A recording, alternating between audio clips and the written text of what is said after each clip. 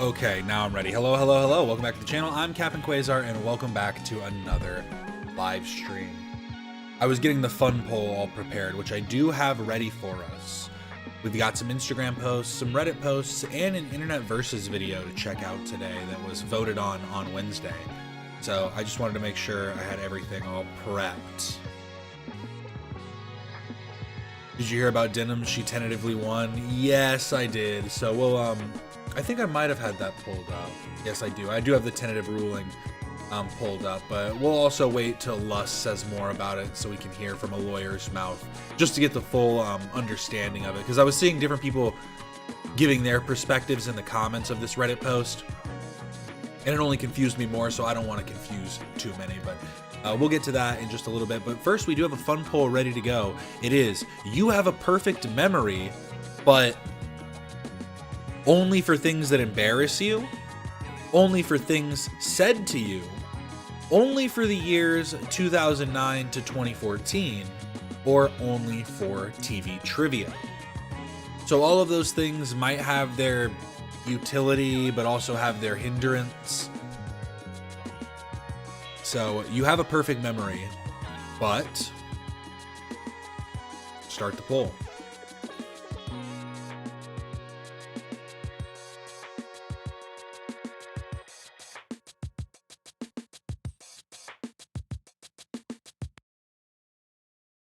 And again, the music stopped right on time. It's perfect.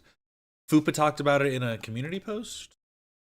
Here, I'll pull that up for when we get there.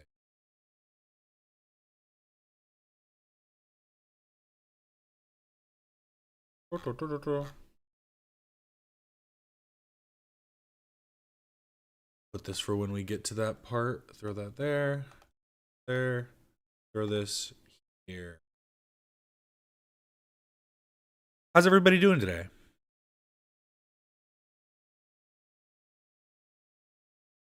I can remember the movie 9 that came out on 9/9/2009. Exactly. So if you, that might be the one to choose for you, if you really need to remember that movie. I can't find it on DVD anywhere. This is Cinder Shine Ernst. My friend Hugh came and got me because I called him crying. Oh, this is just subtitles. I forgot that's what I thought, that there was text on this. Adding her to my Dream Blunt rotation. My friend Hugh came and got me because I called him crying. I'm like, oh, I'm so lonely. Anyway, he came and we brought Scouty with us, and I sat in the back seat. We went to Grocery Outlet, Bargain Market. Thank you, Hugh. I almost feel human. The almost got me. I almost feel human. She was going to say I feel human at first, but she's like, I can't lie. Not to Hugh. My friend Hugh came and got me because I called him crying. I'm like, oh, I'm so lonely. Anyway, he came and we brought Scouty with us, and I sat in the back seat. We went to Grocery Outlet, Bargain Market. Thank you, Hugh. I almost feel human. Big smile, too. Let's see what else she's got. Hi. If you're new here, welcome. These last few weeks, days, months, whatever, have been a lot. Knee replacement do-over, cancer treatments, recovery. But somehow, this little corner of the internet found me. Yay! What you will see here is real life. Healing, music, creativity, all of it. And how I live well through hard things. I wrote a book called Terminally Smiling, and honestly, I'm using it right now for living. So if you are recovering from anything, spiritually, emotionally, or physically, you're welcome here. You know what? Cinder Shine Ernst. I feel like I'm saying that weird, but I don't know how else you'd say it. So many new faces here. Welcome to my healing life. We do this gently. We do this honestly. We do this together. 20 weeks ago. Okay, watch the angles here.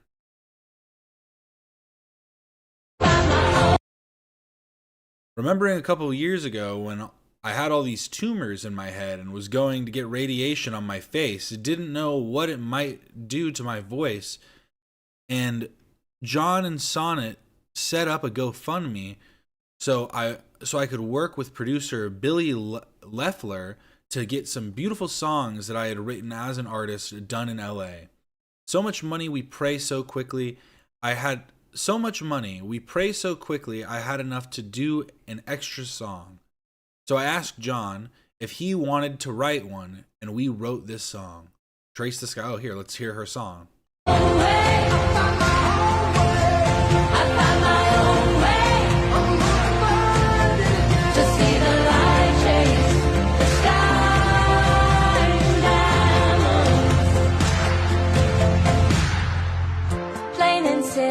Draws me there. Gratitude for that sweet fresh air. I don't really know what you're talking about, but I could definitely see this song playing in like a church promo video or something. Get a flyover shot of the church gardens. Turn the corner and there, yeah. A fly through of the chapel. I find my own Stained glass. way. I find my own way. But see, you need just one line. I find my own way through you. And then that's about God or something. I always found Christian rock so funny.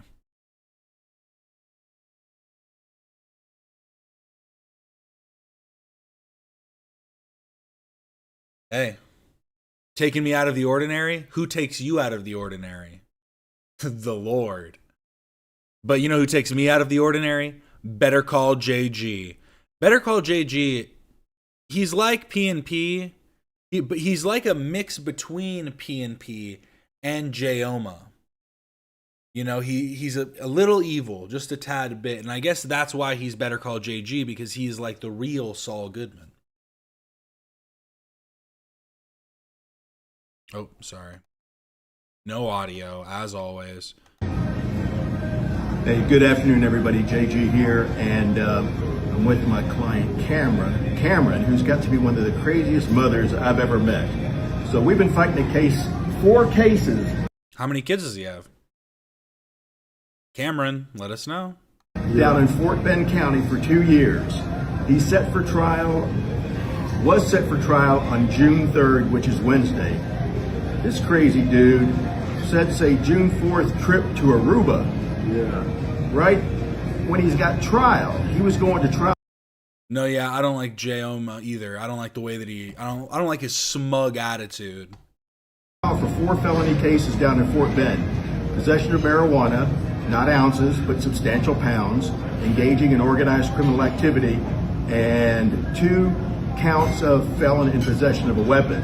So, man, how come you did that? Man, I already knew it was automatic, man. I got 2. I appreciate that. I already knew what was up. I appreciate that. I like that they're like, hey, man, we already got you off, so it doesn't even matter. Why'd you do all that? I have you as a lawyer. I can do whatever I want. Hey, at least they're honest, you know? It's 2 stand-up guys right here. So this guy gets 4 felony dismissals. We don't have the paperwork because down in Fort Bend, they don't have the paperwork until 7 days after the judge has signed them. So case is dismissed, 4 of them. I hope you're happy. You were really patient. It took 2 years, but you were patient. You didn't blow me up or get upset. You let me do my work, and enjoy your trip to Aruba, my man. Sure, man. All right. He also gives him a super weird handshake here. He said he's going on a trip to Aruba, and he's like, your court date was for the 3rd. You have a trip scheduled for the 5th. Or I think it was for the 4th or whatever, but I think he was going to try and skip out. I think he was hoping to get lucky. But I don't know. He was like, they try and sentence me. They try and give me, no, I'm gone. But I don't know, that scheduling's a little off. You need to do it the day before, not the day after. All right. Now look, he gives him like a Klingon handshake. All right, man. I like how at the beginning of this video, he's just standing with his mouth agape. Look at this. Even he's shocked at what he just did.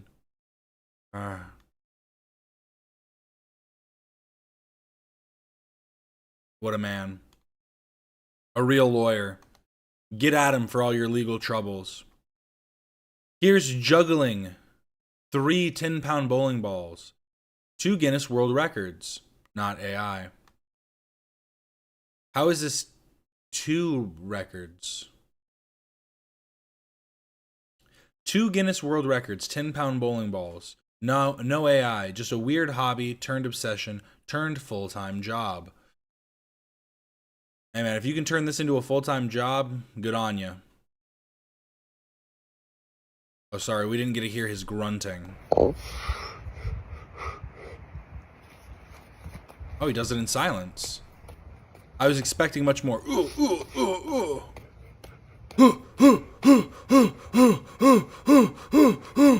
That would make more sense to me.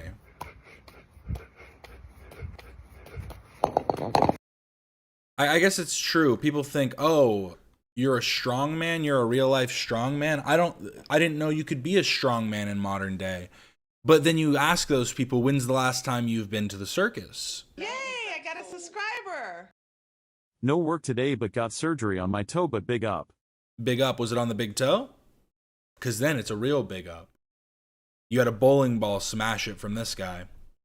But I'm telling you, it's like, if you haven't been to the circus, of course you haven't seen the freak show. What are you talking about? Having Ariana Grande is pretty good. Sorry, Ariana Grande? Whatever. Look at him go. Wow.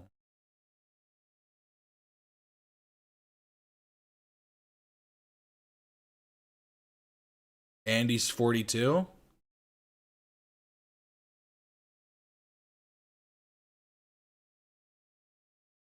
It was on the big toe. Okay. So it is a true big up. Big up to you. He's got Katy Perry and Ariana Grande.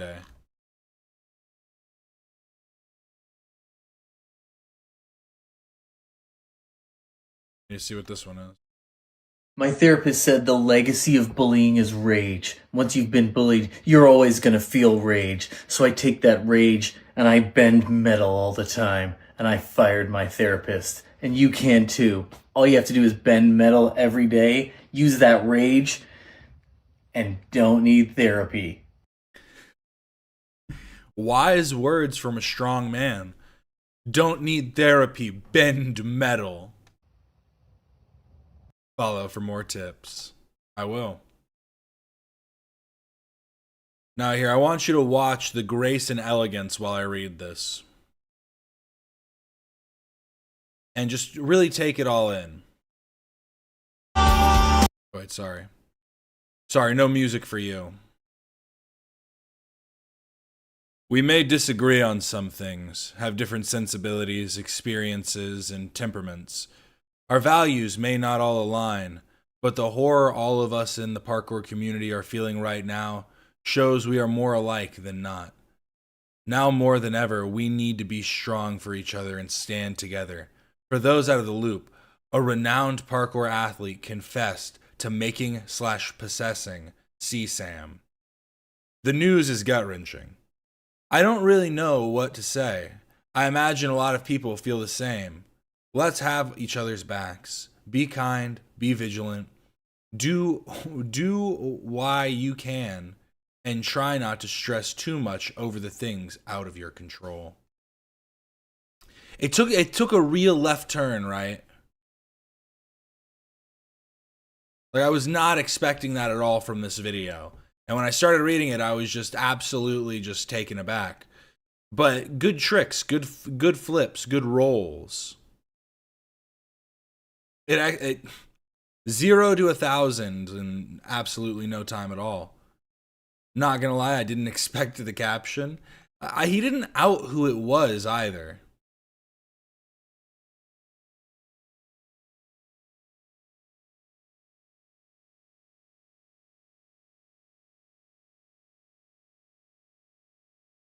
And no one's talking about it. Who was it?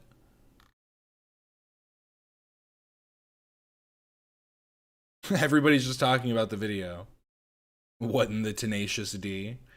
I feel like this is the type of thing Jack Black would be good at.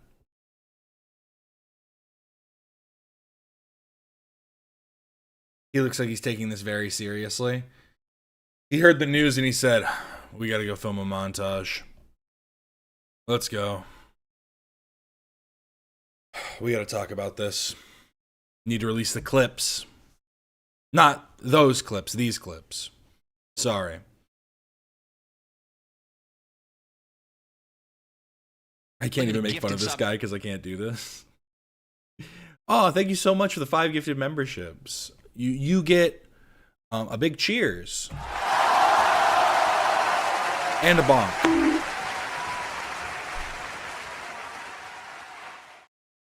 Did you receive a gifted membership from yourself? Or no, I think did you also get one? Thank you. It just says you got one too, and there's 6 there. 1, 2, 3, 4, 5, 6. So another bonk in your honor.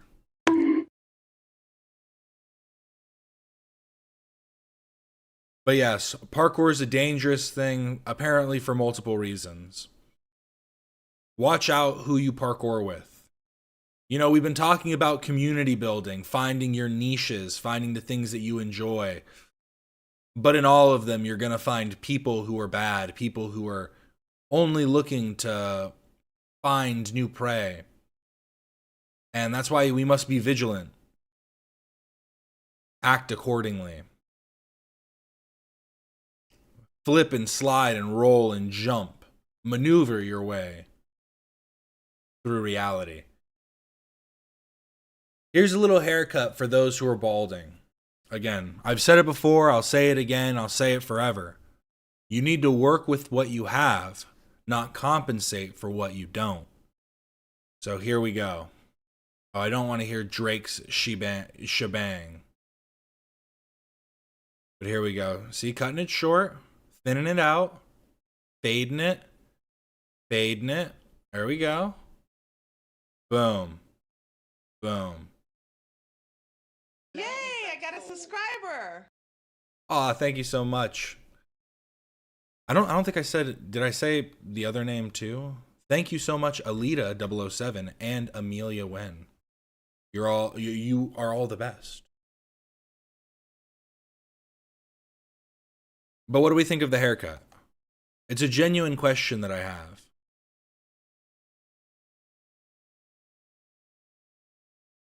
Number 1 hair tip for literally every man, just buzz it, man. It's so much easier.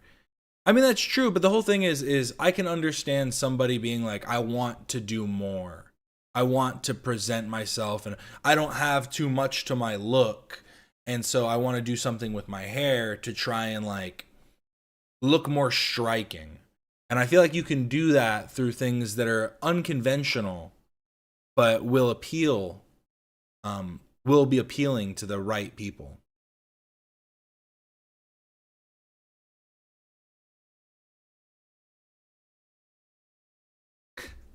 We call this look Bugs Bunny when dynamite stick blows up right in his face. You know, it's not far off, I will say that.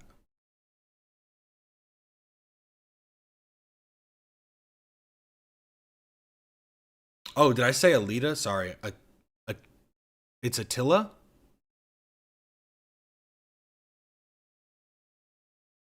I be balding? Gotta hit one of these then. It's the only way to go. He looks like a custom video game character from like a free-to-play game. Yeah, where you're like, why is this a haircut? Why is this a hairstyle? And it's just because they messed up when designing the characters. Jerem Kane. Attila, like Attila the Hun? You can't joke with me. No.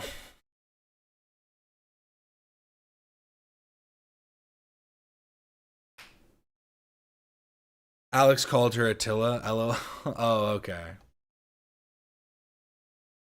What can you say? He's got glasses for a reason. It's hard. All these little words, what do they all say? Especially when all the translations now are kind of messing everything up.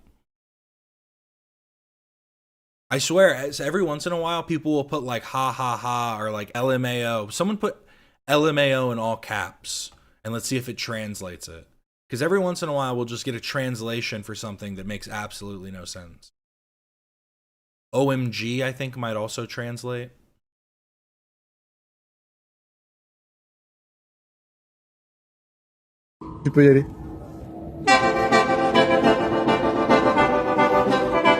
Is this what it feels like to beat the last level of Shovel Knight before noon?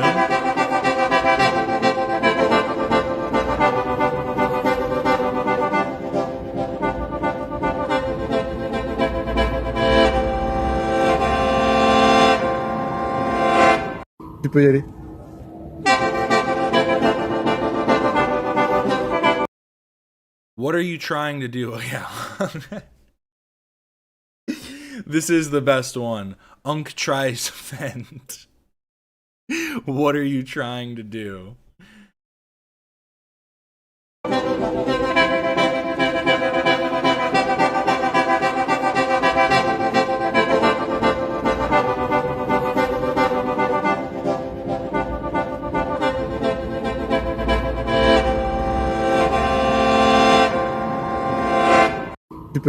For those who don't know, the cane is where that one sound comes from.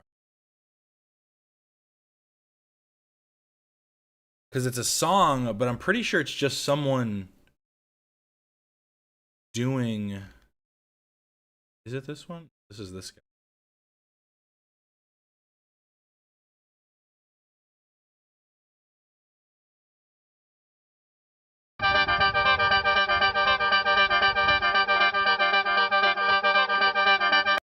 One of the best instruments, for sure.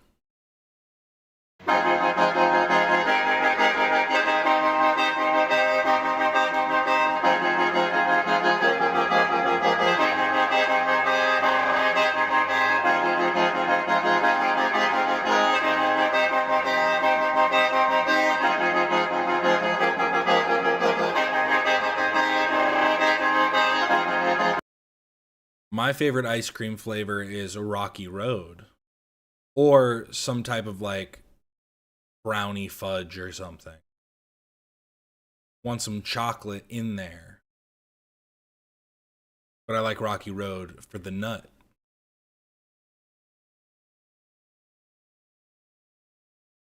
But now we're moving on to Reddit. We do have a quick little thing before we get into the H3 news. Just from the UFC, because they are next Sunday, I believe. Yes, not this Sunday, but next Sunday, doing the UFC Freedom 250 event, where, if you haven't seen, they've started building at the Capitol, at the White House on the lawn. Here it is. This is just like a prop image. I'm trying to find an actual image of it. Yeah, this is just a rendering. Here's like a fake rendering of what they're trying to do, basically, though. This is what they're trying to do. But what's interesting is the UFC is full of a bunch of like, you know, a bunch of Republicans. A lot of them are MAGA. But then it's also full of like, you know, a lot of like conspiracy theorists, like all that type of stuff too. So it's a lot of the conversation. Because here's my thing. A lot of the conversation that they're having is coming into like the whole, you support Israel and you're supporting a government that is has ties to Israel and is doing all of this stuff and yada yada, is, you know, just, they aren't necessarily being the most articulate about what they're trying to actually like express. But they are just saying USA, Israel, bad is what's happening for the most part, which fair enough. But I think the bigger statement here is the fact that it's for 250 and it is happening on Flag Day. But I do think it's important to say that it's also happening on Trump's birthday, which is Flag Day. Just so happens to be. But the fact that they're doing it on that, and like maybe it's better that they don't do it on like the 4th of July or something. Maybe that's like a better idea, I guess. But or like the weekend of the 4th of July, but I don't know. I just feel like something about it just feels like Trump wanted to have a UFC fight for his 80th birthday on the White House lawn. That's the way it feels to me.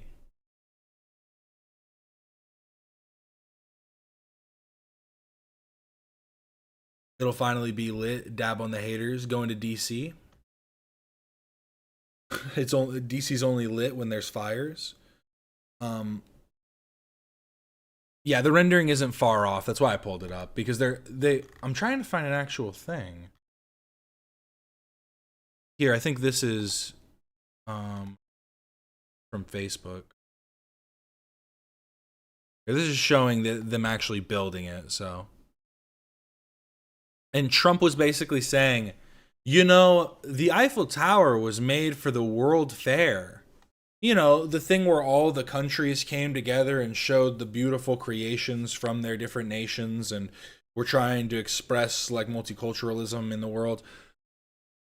Yeah, they left the Eiffel Tower up. Why not leave up this light display in front of the White House? Why not?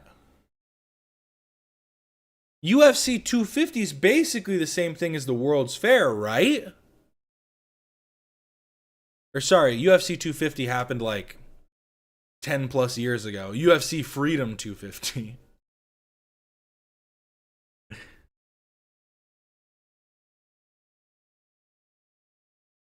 But yeah, so this is what they're building.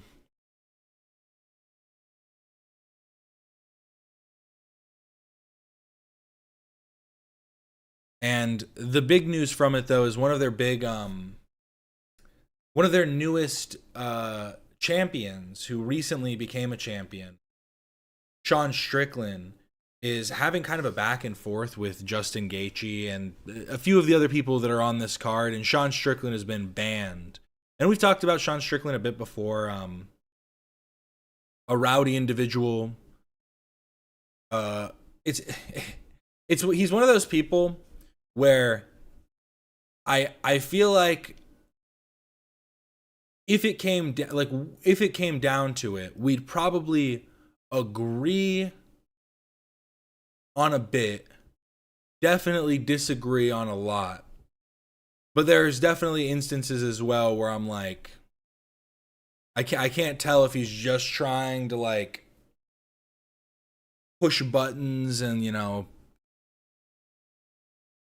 create some kind of WWE drama, because that's kind of like what the issue with his last big fight was, is people thought that it was basically just selling a fight when they were doing like very aggressive pre-fight banter.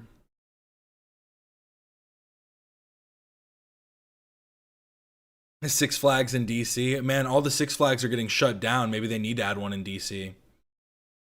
But Jason, don't know where that name came from. Justin Gaethje responded to somebody saying, "I'm American, bitch. I don't need or want a coward's support. You and Sean are relentlessly dumb as fuck."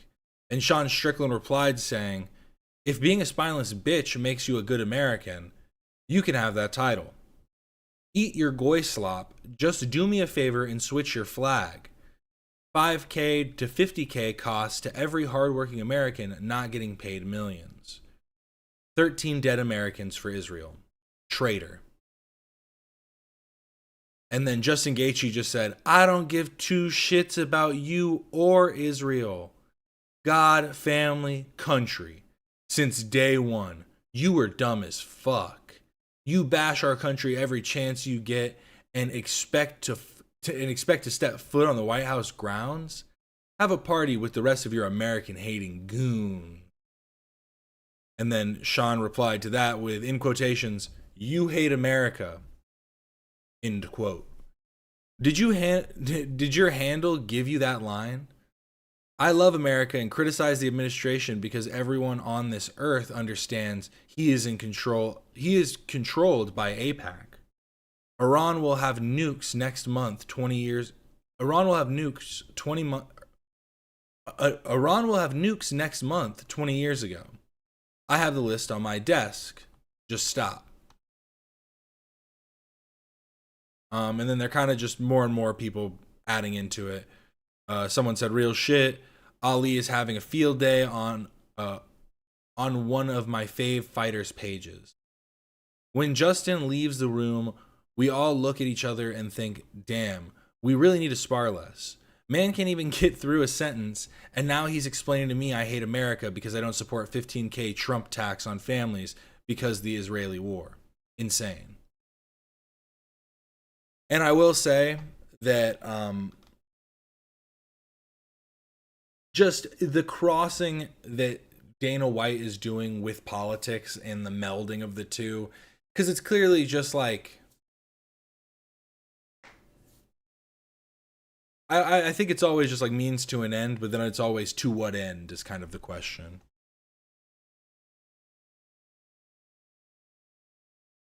Two men with dents in their heads, with dents in their skulls, fight on social media. Yes, that is true. They're both missing chips of their brain. Just little chunks got peeled away. Little.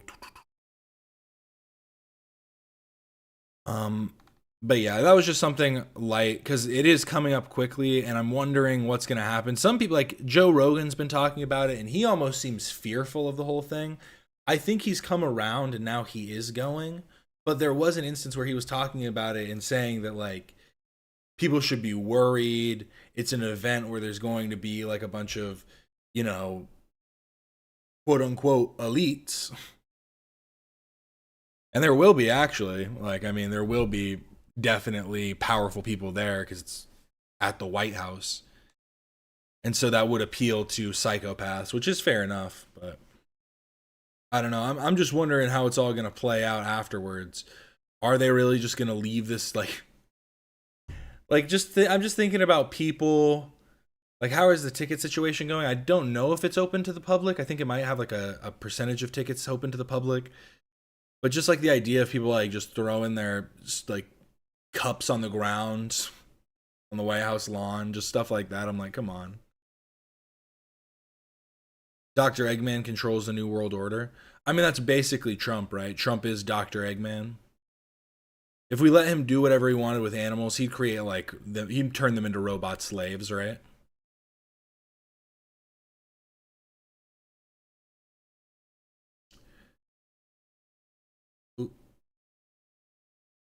But moving on to that, moving on from that, moving on to some H3 related stuff. We need justice. I'm sorry, I'm like dying today or something. I don't know what's going on. Let me take a little drink.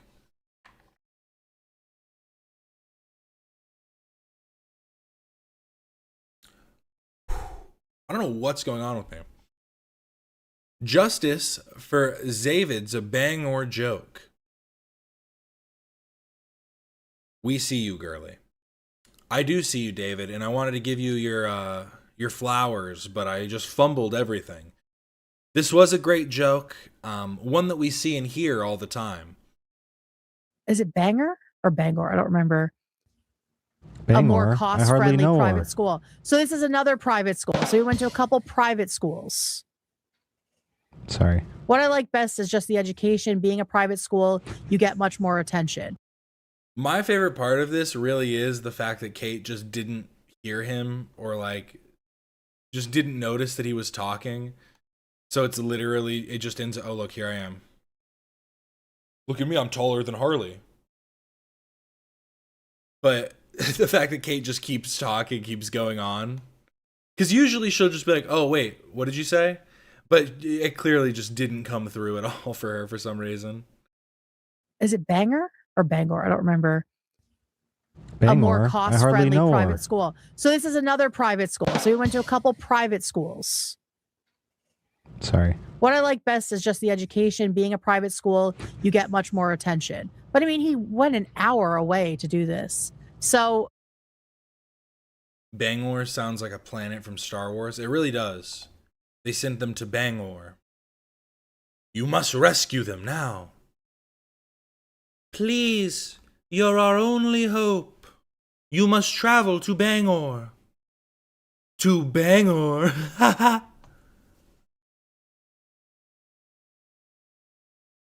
This is what I imagine when Zach says he's making people's days at Trader Joe's. And honestly, this guy's doing it for a bit, doing it for the shits and giggles. We just need more people like this, more people like Zach, going out of their way to uplift the community. Just pay attention. You could learn a little something from this. Get out of my way.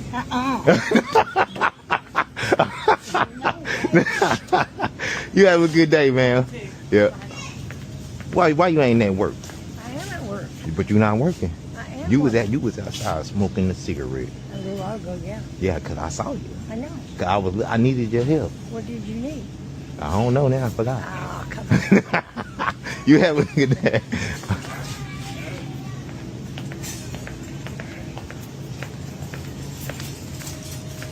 Excuse me. You ever seen some shoes like this? You ain't never seen no shoes like this, huh? Watch it. You have a good day.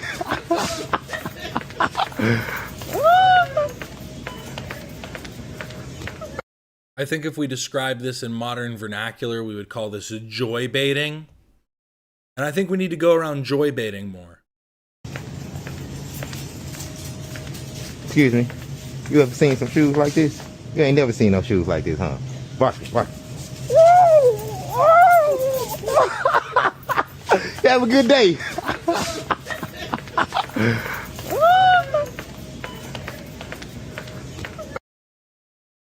How would you react if you saw this in real life? If someone came up to you and did this? Like, he's lucky all the... Honestly, they didn't... I wish they would have shared his account. Because whoever, like, screen recorded this or whatever didn't get the actual page. Because I want to see some other, like, clips from this guy. Because I bet you there's a lot of instances of people just staring him down, mean mugging him. Which is a justifiable response, I will say. Sometimes some people aren't having the best day. That's why you got to read the room, you know. You can think, oh, I'm trying to lift people's moods. But it's like, sometimes I got to feel it out first. Then I can have my mood lifted. If this sucks, I hate it. What are you talking about? You don't want to do this the next time you're at the grocery store? Get out of my way.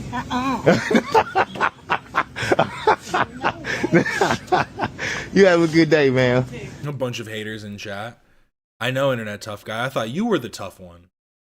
But no, everybody's got to be tough around these old ladies. Can't share a smile, can't share a giggle. What have we become? Now this actually blew my mind. Forget about Georgie Ethan. What happened to Tom? Who is this? They're calling him Wallace. And people were saying, someone made a good point. His mom need the mirror. It makes sense. Okay. Seeing the size of this mirror and everything, I can see how she might have thought that maybe this was like a hall, like a doorway into like the next room or something. I don't know. I could kind of get that a little bit. But who cares about that? That doesn't matter. What?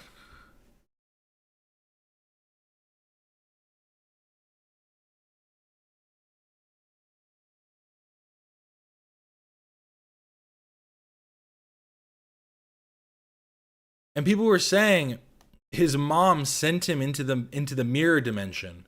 She released Mirror Tom and trapped her son. Look, he's in the mirror. That's the Tom we know and love.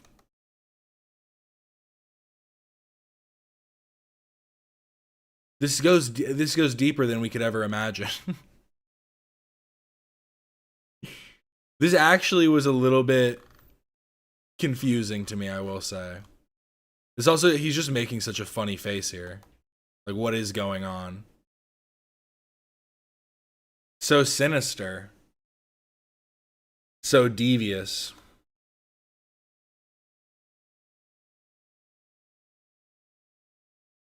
See, they're saying that, yeah, he stole Tom's place when the mirror broke. I think he was unleashed.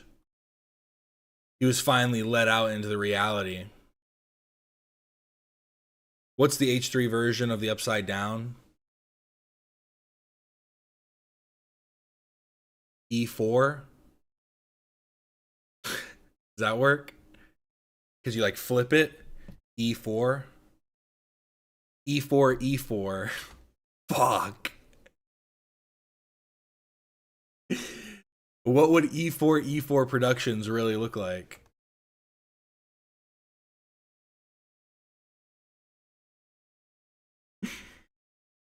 I like imagined it in my head, the letters flipping. But they have to be lowercase. That's the only way it works. But yes, that's Wallace. But now, Hunter Biden being unhinged on Twitter. And people are saying it's Harley coded.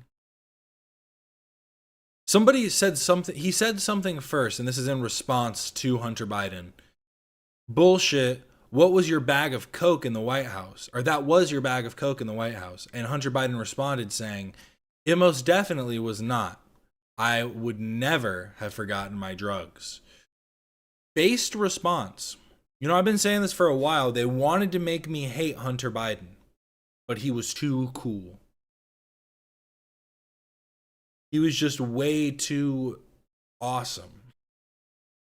Now, if I would have met him when he was on drugs, might not have been as cool. I've met quite a few people that are drug addicts. Not the coolest people to hang around with, but post-drug addict, recovery Hunter Biden? Now that's a suave individual.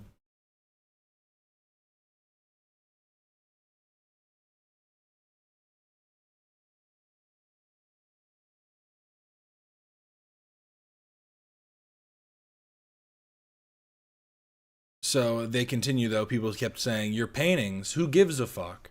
I want to know how much coke you snorted before posting this tweet. Man, if you're going to be mean, at least get it right. I smoked crack. I would never have wasted coke on snorting it. That's interesting conceptually. Do you save? Because how much do you lose any coke in the freebasing process? He was smoking straight cocaine.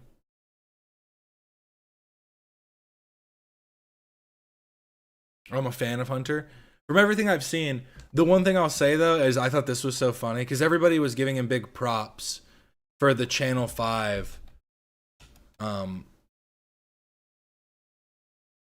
the Channel 5 interview he did. And I just can't get over his live streamers or live podcasters, and we like to package our interviews. So when the whole Nick Shirley thing happened with Channel 5, he released the clips of Hunter Biden sounding more like his father than I've ever heard him. Exactly. 100% not. Is that the and there's this conflation that people have. I mean, I think they're opening up an investigation to cocaine that was found in a cubby outside the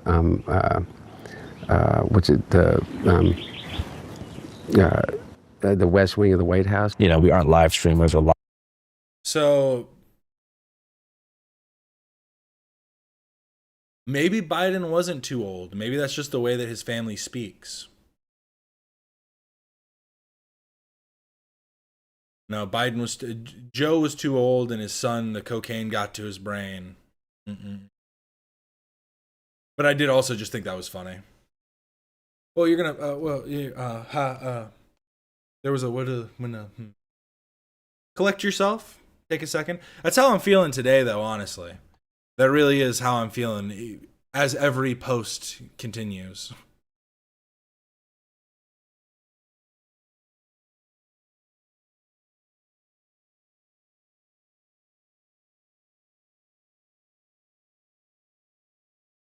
Channel 5 needs to interview Reckless Ben. They would be a vibe. See, I think that it would be an interesting thing for Channel 5 to cover, just with the way that they do their reporting. But also, I think that it doesn't necessarily fit their niche too much, because their niche is more event oriented rather than like individual stories.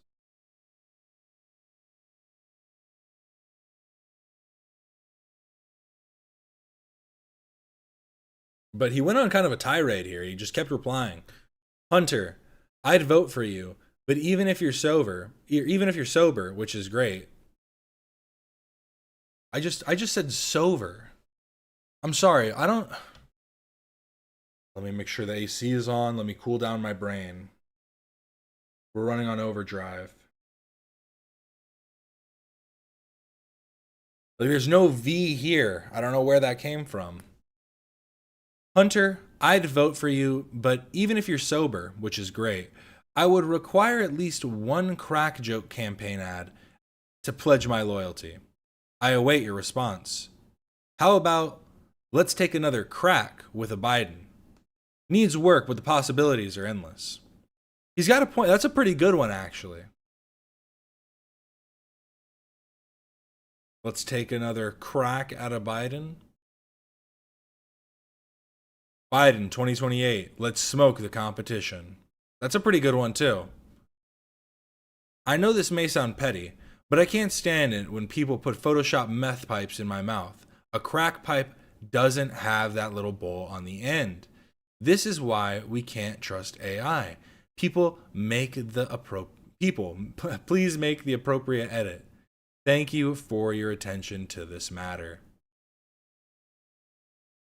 So what, is a crack pipe basically just a one-hitter? I guess I'm not going to pull one up. I guess we have a meth pipe right? Yeah, it is.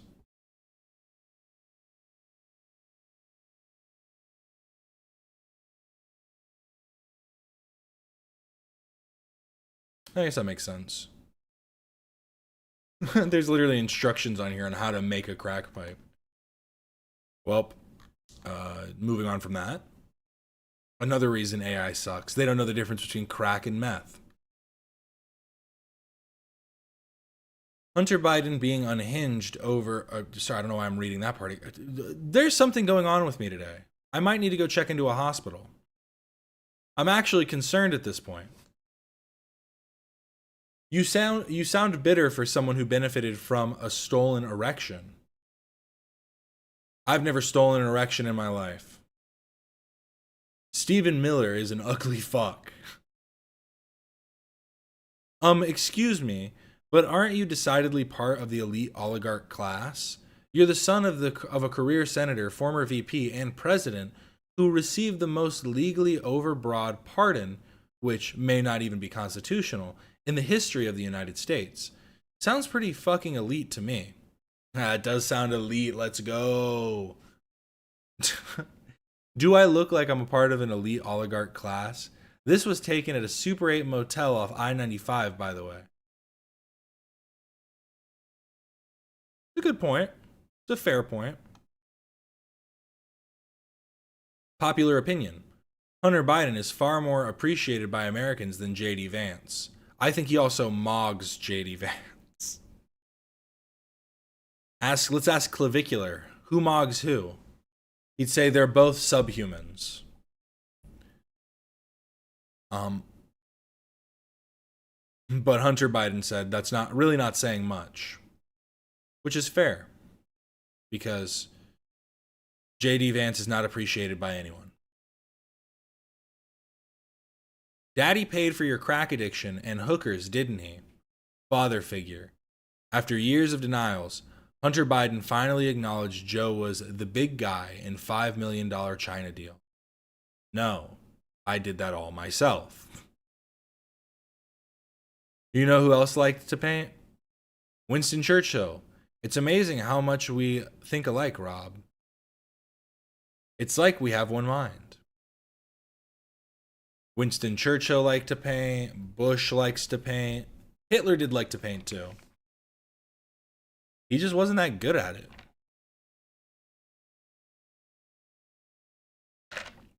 And that's something we need not forget.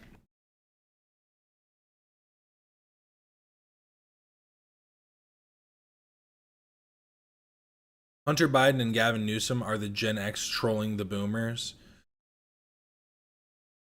Yeah, they're close though. How old is Hunter? Yeah, he's almost 60. He's 56.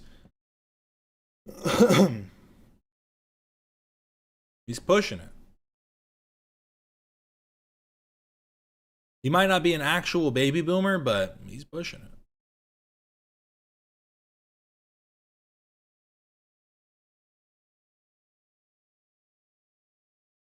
Okay, but yes.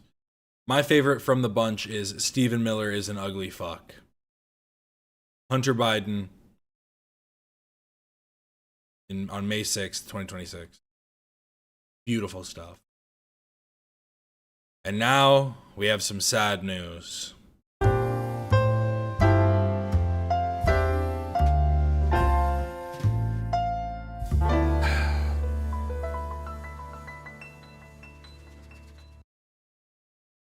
A tentative ruling on TED Entertainment versus Denims. Here, let's just read this out. Because 3 of the 4 fair use factors strongly favor defendant, including the most important factor, purpose and character of use, the court concludes that the fair use defense applies as matter of law. Thus, defendant's motion for judgment on the pleadings is granted. Conclusion: for the foregoing reasons, the court grants defendant's motion for judgment on the pleadings. The court orders defendants to prepare and submit a proposed judgment in this matter within 7 days of this order. Yeah. So basically, from what people are arguing, I'm trying to make sense of it, and well, maybe Fupa can help explain it a little bit. This is just one of 2 complaints, someone said. I will say that even if this is bad news for Ethan, better news for me, right? This is just another instance of people being able to say, hey, let's react less. Fuck it. Easy for me.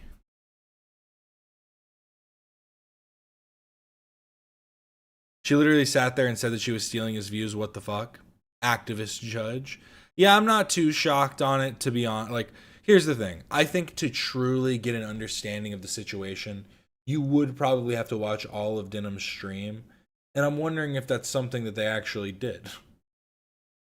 Because I feel like there would be a grounds to say that the length of it being like a doubling of its runtime would constitute a transformation. But again, it's about what is within that. What is within that, and I guess I don't know, the purpose and character of use part, that part's also weird. So interesting. They can obviously appeal it, but the court, I think, is today. I think they have the hearing today. Judge is a Hasan fan. It's possible.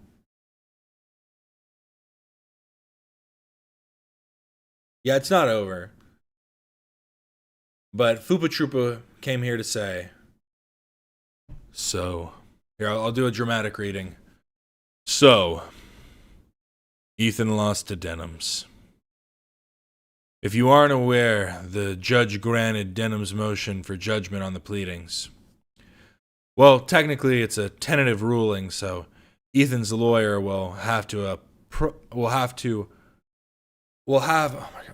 opportunity to contest it orally, but it seems like courts rarely change their rulings. Additionally, this is one of 2 claims against Denims for the nuke. The Countdown stream claim is still unresolved and appears more difficult for Denims than the nuke claim. I'm not the most optimistic person, so I was skeptical of Ethan's legal chances on these lawsuits, particularly on Noah's and this one. However, this ruling is dramatically more devastating than I ever imagined.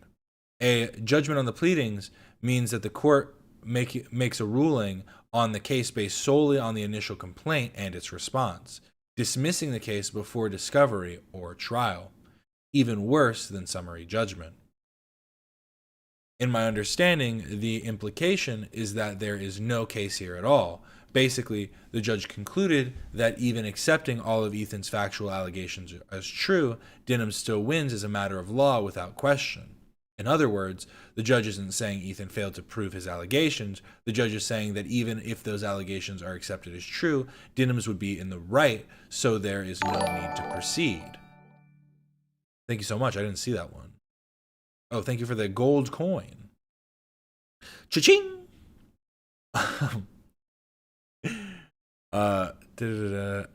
In other words, the judge isn't saying Ethan failed. After reading the rulings, here's my layman's take. The central issue was never whether commentary existed. One of the most frustrating aspects of the ruling is that it often appears to treat the mere existence of commentary as sufficient, but that was never Ethan's argument. In opposing the motion, Ethan explicitly stated the central question is, in this case, is not if Denham's commented on the nuke. The question is whether its extent it was sufficient to justify commercially exploiting the nuke in its entirety immediately upon its release. That distinction matters. Virtually everyone agrees Denham's commented at various points during the stream. The dispute was whether the commentary was substantial enough to justify reproducing a 100-minute copyrighted work in its entirety. Because, yeah, it's like, if it was a movie, that wouldn't be the case. But I guess, as a matter of law, maybe it is. The court largely sidesteps that question. The judge twisted Ethan's actual argument about transformative use. One of the most striking examples appears in the court's decision of transformativeness. The court wrote, "Here, plaintiff has conceded that the purpose of both videos do not overlap by stating, where the nuke seeks to expose how Hasan radicalized people online to be anti-Semitic and anti-Israeli, Denham's attempts to use the nuke for the exact opposite purpose, to radicalize her audience to be anti-Semitic and anti-Israeli, along with defending Hasan." But this quote is incomplete. The actual allegation said, "To be certain, Denham's, albeit infrequently and inconsistently, makes a highly transformative use of the nuke, where the nuke seeks to expose how Hasan radicalizes people online to be anti-Semitic and anti-Israeli. Denham's attempts to use the nuke for the exact opposite purpose, to radicalize her audience to be anti-Semitic and anti-Israeli, along with defending Hasan. The transformative nature of these moments are undermined, if not erased, by showing far more of the nuke than is necessary to achieve this purpose." See, I think the interesting part is this, because in Ethan's original case with against Matt Haas, one of the main arguments that they used was the fact that they clipped things up, that they take chunks out of it, that they don't react to the whole thing. And I'm guessing at this point they're just kind of saying that you can react to the whole thing, it doesn't matter. The actual length in which you watch of the copyrighted work has no, which I guess in part is true in most cases, because a copyrighted work, even if you use a small portion of it, is still copyrighted, but then it would just be considered more transformative dependent on the usage therein. But it does seem like that was one of the necessary things they were trying to prove. So you can steal from regular creators, but not billionaire corporations. Good to know, basically. I mean, isn't that always the case? The omitted language is the most important part. Ethan was not denying the transformative moments existed. He was arguing that they were infrequent, inconsistent, and insufficient to justify reproducing the entire work. The judge adopts the first half of the argument while largely ignoring the second half. And I think it's, yeah, because like I'm saying, I think the critique there is that you watch the entire video. It would be like this. You watched an hour-long video, but you only had competent reactions in the first 10 minutes and the last 10 minutes. So there's 40 minutes that you didn't competently react to. And so that doesn't meet like a sufficient threshold to be considered transformative. But I guess the court is just saying that it is enough. It does meet that threshold. Because that's the thing, right? Is it is interesting because the point being made is articulated well and does make some sense. But I guess the law really can just go, nah, but no. But no, though. Uh, 3. The ruling treats partial transformation as justification for complete reproduction. The judge identifies specific portions of the stream that is considered transformative, but the timestamps cited amount to roughly 26 minutes. The nuke itself is approximately 100 minutes long. That means the court identified transformative commentary covering roughly 1/4 of the work while simultaneously approving the reproduction of the entire work. If only portions of the streams were meaningfully transformative, why does that justify reproducing all of the copyrighted work?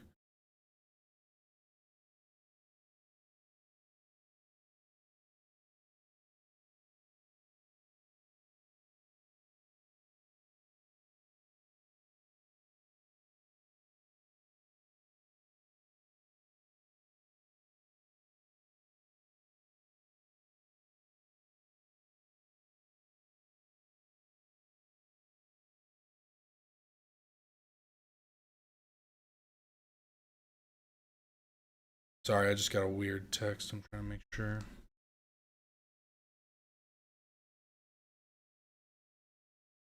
Sorry, I got a call and...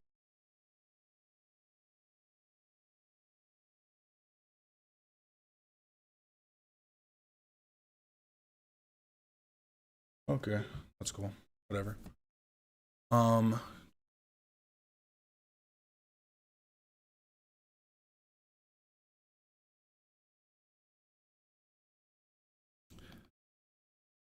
Sorry, just had to look at something. The only portion of the stream meaningfully transformative...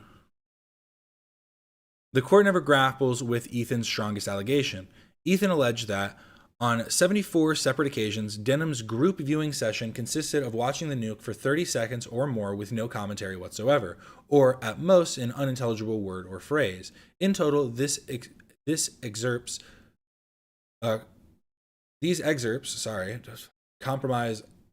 comprise over 70 minutes of the nuke, i.e., 70% of the total runtime. The court never meaningfully addresses it, nor does it address Denham's own statements. If I sat here and explained why he was wrong for like half of these things, we would be here for another 20 hours. Those statements appear relevant to the question of whether criticism was the dominant purpose of the stream. Yet they receive little to no attention. The ruling ignores entire sections that receive no response. Ethan specifically alleged that a large portion of the nuke were never substantively addressed at all. According to the complaint, Denham's failed to address most of the prologue, most of the Twitch parody sketch, large portions of the Houthi section, large portions of the Hezbollah section, large portions of the Hamas section, large portions of the Twitch section. The copyright question is whether reproducing those portions was necessary for Denham's critical purpose. If entire sections received little or no commentary, that strongly suggests they were not necessary. The ruling largely bypasses this argument. The judge's own authorities seem to support Ethan's position. The court cites authorities stating, without using actual clips, the commentary and critiques here would lose context and utility. The principle makes perfect sense. Criticism only often requires showing the things being criticized, but it cuts both ways. If context justifies showing the clip, it does not automatically justify showing the entire work. Similarly, the court cites, this factor will not weigh against the alleged infringer, even when he copies the whole work, if he takes no more than is necessary for his intended use. The key phrase is no more than is necessary. That appeals to support Ethan's position rather than undermine it. If Denham's only commented on certain portions, why was the entire work necessary? The opinion never convincingly explains why. 7. The market harm analysis is particularly troubling. According to Ethan, Denham's began reacting almost immediately after release. She streamed the work in its entirety. She monetized the stream. She repeatedly presented the stream as an alternative for viewers who did. who did not want to support Ethan.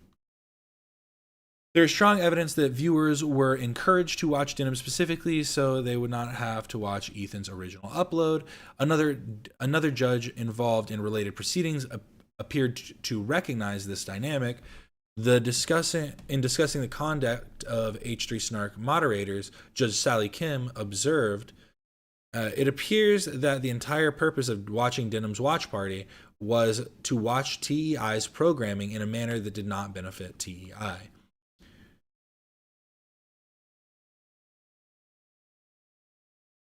Elephant in the room. Sorry, I was just seeing how much is left.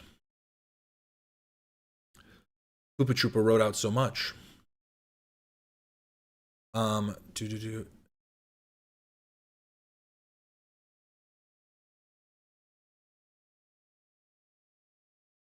The court's fair use analysis often seems to assume that because Denham's audience disagreed with Ethan, they were not potential viewers of Ethan's content.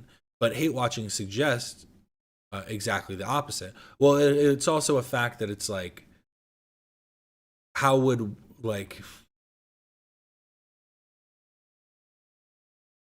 they dislike Ethan, but like to have the conversation about the things surrounding him, or else it wouldn't be something that she would stream. You know what I mean? Like, that critique works both ways. If they don't want to know about Ethan, then why would she talk about it either? That wouldn't be something that she would get views for, that would go up. So clearly she's doing it because it gets a reaction from the audience. And if she wasn't doing it, they would be watching it through his channel and then hating on it elsewhere. The existence of political disagreement does not eliminate market substitution. In some cases, it may increase it. The judge reduced the creative nature of the work to near irrelevance. The judge acknowledged that the factor favored Ethan, yet effectively dismissed it as having little significance. The nuke was not merely a factual news report. It included original editing, narrative structure, comedic segments, parody sketches, creative presentation choices. These are precisely the kind of types of expressive elements copyright is designed to protect, yet the ruling treats this factor as inconsequential. The procedural posture makes this even more surprising. Fair use is described as a mixed question of law and fact, as the Ninth Circuit stated in McGuckin v. Pub Ocean Ltd. Fair use is thus often resolved at summary judgment, not at the pleading stage. Ethan's opposition identified numerous factual disputes. How much commentary occurred, whether it was substantial, whether it was transformative, whether it was necessary, whether market substitution occurred, whether Denham's functioned as an alternative viewing source. These are not trivial disputes. They go directly to the heart of every fair use factor. Yet the court resolved them without discovery or trial. The precedent it creates is concerning. This strikes me as an extraordinarily broad conception of fair use. Whether one likes Ethan, dislikes Ethan, or has no opinion should be irrelevant. The concern is the same. Under the logic of these decisions, a creator may be able to stream an entire copyrighted work immediately after release, monetize the stream, encourage viewers to watch the stream instead of supporting the original creator, provide commentary that is sparse, superficial, or tangential, ignore substantial portions of the original work, still obtain a fair use ruling as a matter of law. If that is the rule, then the practical limits on reaction content become extremely difficult to identify. The result is a copyright landscape where entire works can be commercially exploited by explicitly malicious third parties, so long as some commentary exists somewhere along the way. Sorry, I stuttered and stammered my way through that, but I do think that's a good point as well. All of those points were very well put. And I mean, if they are going to be offered a chance to counter, then I mean, we'll see. Like I said, I think it's supposed to be happening today, so I'm sure we'll have a lot more to talk about by Monday. But this is wild nonetheless, especially with the stuff concerning the recent win against, in terms of the snark subpoena. That also is like, yeah, everything kind of plays together, and the fact that it's all a bit contradictory is odd.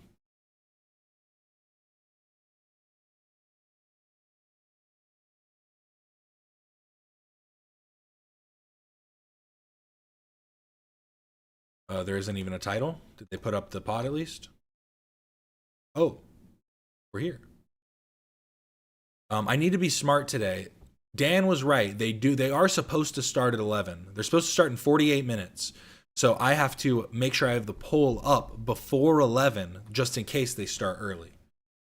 But listen to Senator Kennedy back at it. I'll start it actually right now. Why not? I'll start the how late will the H3 show poll be? Know that I'm a United States Senator, though I can assure you I have tried to rise above it.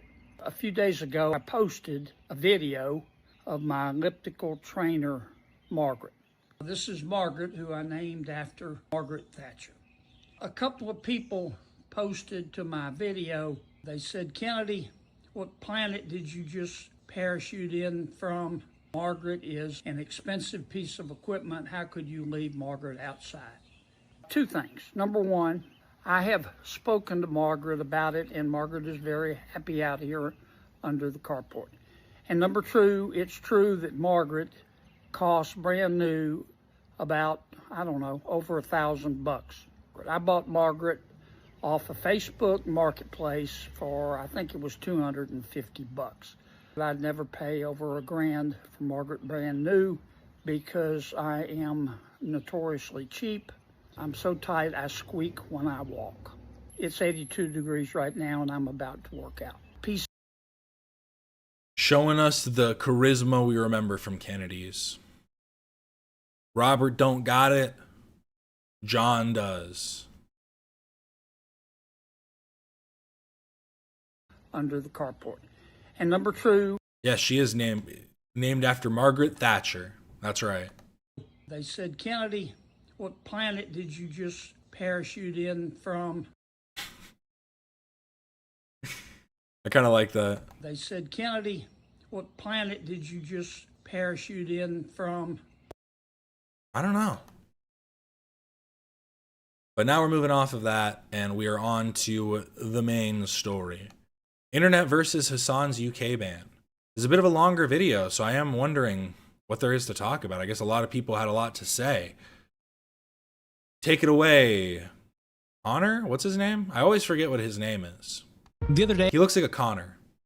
A story exploded online when streamer Hasan Piker and his uncle Shank Uger tweeted out that they have been banned from entry to the United Kingdom, with Hasan making a specific claim that it was over his criticism of Israel. However, some gave pushback that the woman that banned them was named Shabana Mahmood, someone who in the past has expressed pro-Palestinian views, along with that they never had a visa in the first place, rather an electronic travel authorization, which is a visa exemption. And of course, others on Hasan's side argue that Shabana has become more of a Zionist over time to gain political capital in Britain, leading to this decision. But along with all that, one of the events that Hasan was set to speak in, the SXSW London event, put out a statement where they didn't specifically condemn the ban, causing Hasan to respond, disavowing the company, calling them f***ing losers, and going on stream and saying their comments are disgusting. But there's a lot to...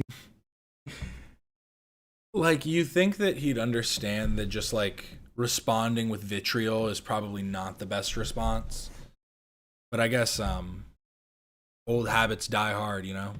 Get into, so let's just jump in. Welcome to the internet versus Hasan's UK ban. It starts when Shank Uger tweets out, "I've been banned from the UK. I tried to get on a flight to London to attend SXSW London and give a speech at Oxford. I've been banned for criticizing Israel. Are we free anymore? This is oppression of Western citizens by our own governments on behalf of a different country." Then he attaches a The Times article titled "The Left-Wing Pundit Shank Uger Banned from Entering UK," and then says, "I'm going to do a live video on the Young Turks YouTube channel now to explain their reasoning for banning me. It is deeply ironic and incredibly flimsy flimsy. Under their reasoning, 60% of Americans and billions of people in the world can be banned from UK for criticizing Israel. And Finham Respice replies, "It's pretty delusional to blame Israel for not allowing you into the UK. It's like you believe the Jews rule the world or something. That's schizophrenia, dude." Attaching this chart showing the world population and the Jewish population being 0.2%. Laura Loomer replies to Shank by saying, "Doubt that's why you've been banned. It's You know what's crazy is you show anti-Semites this chart though, and they just go, "I know, right? Isn't that fucking crazy? Doesn't this just make it crazier?" Like that's like their thought process.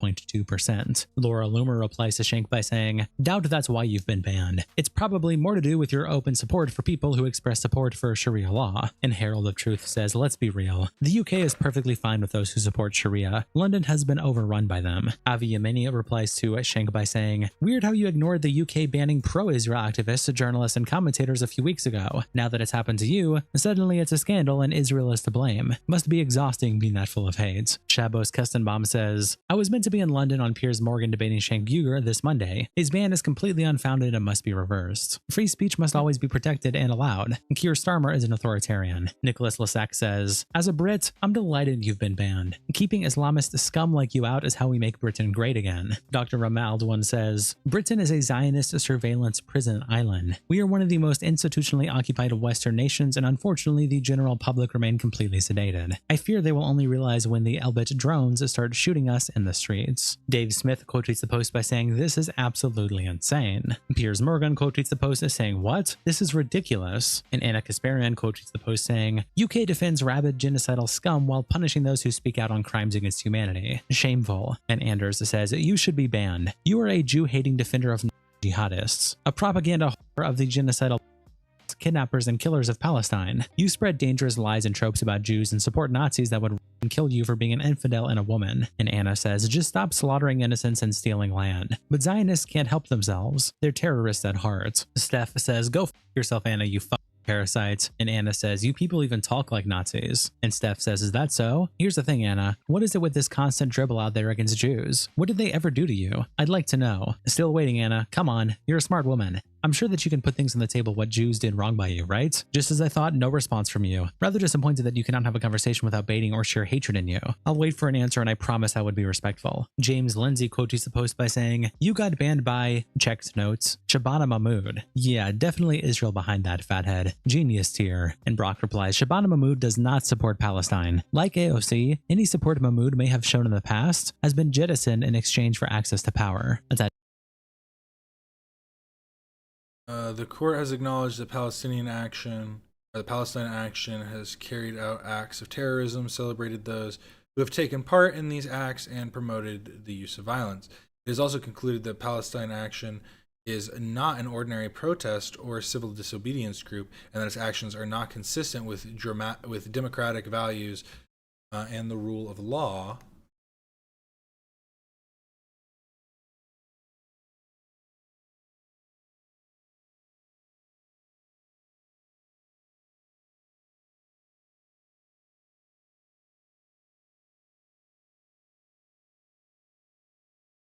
Trying to see. Boom,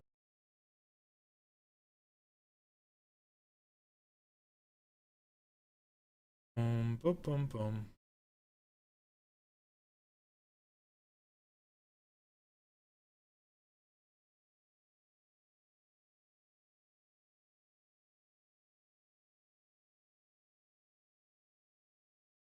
I'd have to read into this more. Maybe he's gonna say what actually is coming from this, because I'm trying to see, because I'm seeing articles about the conversation around labeling them like a terrorist organization or in support of terrorist organizations.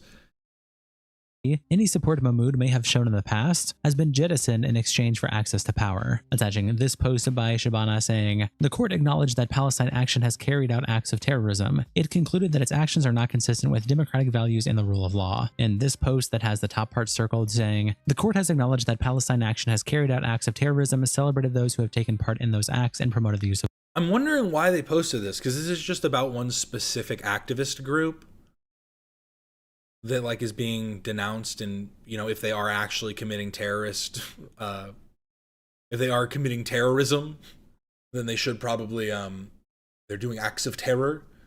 They should be stopped. But the question would be is like, how true is that? And I would need somebody to actually discuss that rather than just highlighting this and be like, see, she's against Palestine. Like what?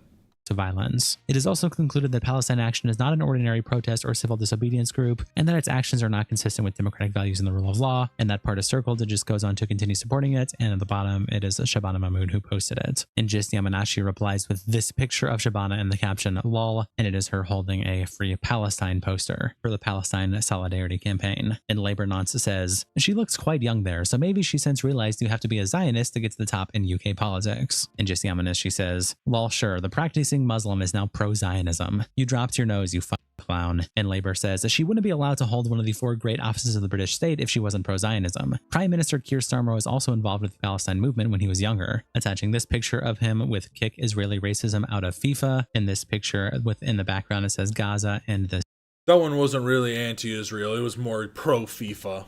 siege, freedom, equality for Palestine. And Gist Yamanashi says, attaching this post by Shabana Mahmood, who says, we also discussed Palestinian statehood, which I fundamentally believe isn't in the gift of Israel. It is the inalienable right of the Palestinian people. Because a one-state solution does not make the people of Israel safe. It actually condemns them to insecurity and concerns for their safety in perpetuity. And it is an outrage to adopt a position that says that the people of Israel can have self-determination, but the people of Palestine cannot. That is not acceptable, and we cannot allow the continued degradation and denigration of the fundamental human rights of the Palestinian people. And Labour says she's a politician. She says lots of stuff, but she's also just banned Shank and Hasan for entering the UK at the behest of the Zionist lobby. Back to Shank's post, Hasan also quote tweets it by saying, the UK has revoked my visa as well, all at the behest of Israel. The West is betraying liberal values for a genocidal fascist foreign government. Soon we will all become Israel. And Andrew says, you've literally betrayed liberal values infinity times. You do not represent the West. Andy says, as a communist, isn't it your goal to see the end of liberal values and governance? Free speech is an American liberal value from the country you hate. Stitchings says, why does bro think it's Israel's fault the UK doesn't want an open terrorist supporter? Lamau. Mary Talibowden says, but this is okay? Attaching a post from Hasan in 2021 where he said, we need to start vaccine passports 100%. You don't get to go out if you're not getting the vaccine. Most European nations are already doing this. Ryan Grimm quotes the post by saying, UK win for the whole family. Seriously though, this is such an extraordinary sign of weakness from the pro-Israel lobby. Zoomer historian quote tweets Hasan by saying, bye-bye, and attaches a drawing of a buff man and a gun in his back pocket with the caption, I stand with Starmer, and then assisted deportations with a bunch marked off. Pop Sinox also tweets out that Hasan Piker confirms his UK visa has been revoked after pressure from pro-Israel groups. He was scheduled to speak at the Oxford Union SXXW at London and to interview Yanis Varoufakis. And Exia says, whoever can pull Netanyahu's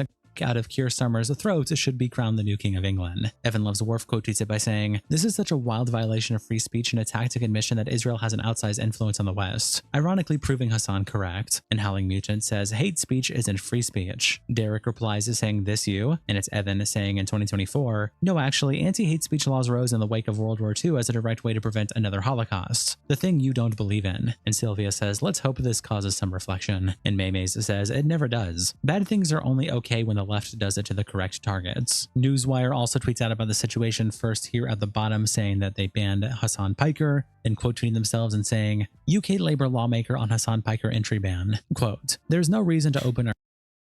It's just funny to me because like when I hear stuff like that, like, oh, the left just only wants to, they just think it's only justified when it's people they don't like. I just think back to that one video we saw of that girl being like, I think all liberals should go to jail. And then the guy stitching it being like, I completely agree. All liberals should go to jail. It's a mental disease.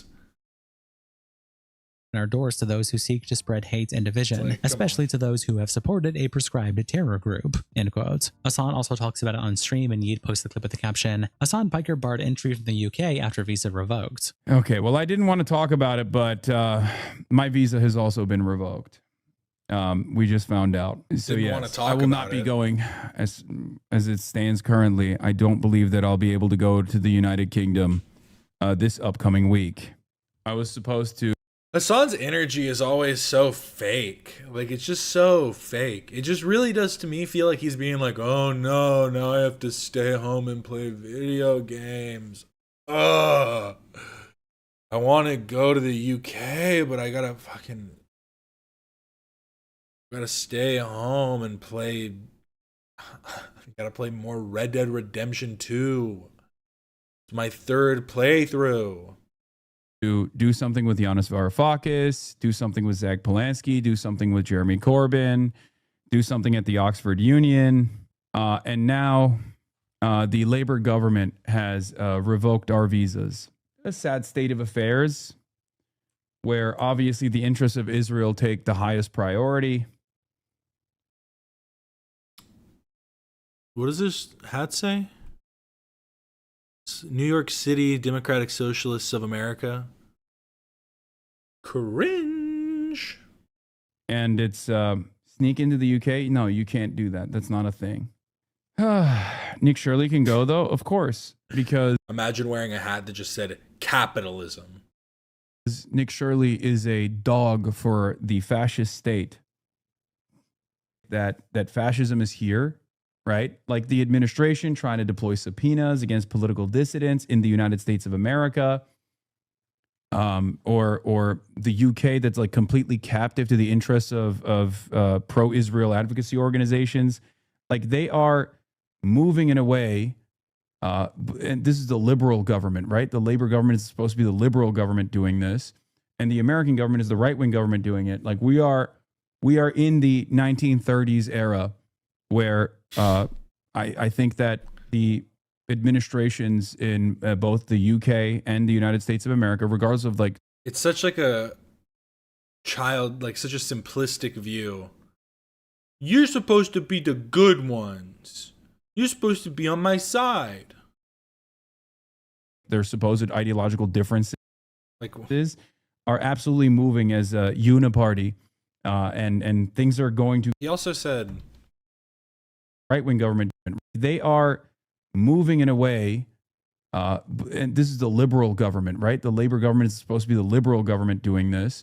And because then he also says liberal versus right-wing, which is like not necessarily not a necessary opposition. Like it's just, I don't know. It's just, I don't know. I feel like a lot of the times when Hasan's talking about stuff, it feels simplistic, and maybe maybe I'm just the one who's too stupid. He's too witty. He's too on the ball. He could swim the English Channel. You're right. You should try that out. That might work. And the American government is the right-wing government doing. I'll meet you in the UK no matter what. You can't stop me. Doing it. Like we are in the 1930s era where I think that the administrations in both the UK and the United States of America, regardless of like their supposed ideological differences, are absolutely moving as a uniparty, and things are going to get even worse from here on out. Again, that's also just stupid because this is like somebody who like escapes crimes in a foreign country, like they move to a foreign country to escape crimes and they get extradited and they're like, it's a fucking one world government, man. What am I saying? Like, they want to hold me accountable regardless of where I'm at. What the fuck, man? Like, what are we talking about? Straight up fascism. That's it. Israel is a fascist country, and it gets to enforce its bidding upon other countries. And in an effort to abide by the wishes of a foreign country like Israel, the Western liberal democracies that are supposed to protect and preserve speech, even if they don't have a First Amendment like we do here in the United States of America, they're supposed to have reason, like good reason. This is not one of them, right? This is not one of them. Being critical. It's so funny that he's acknowledging the UK has more strict laws on speech. But still, they're supposed to be more reasonable. They're supposed to let me in. Critical of Israel while effectively combating anti-Semitism is not a good enough reason to bar someone entry into the country. Ironically enough, one of my... Don't do that. Don't try and obfuscate. Because he's trying to say, oh, they just want to ban me from the country. It sounds like the intention is because they don't want you to spread bigoted ideology. That's the whole point. It's not like you're just going on vacation and they're like, nope, we heard about it. No, you're not allowed. It sounded like they were doing it specifically for this event.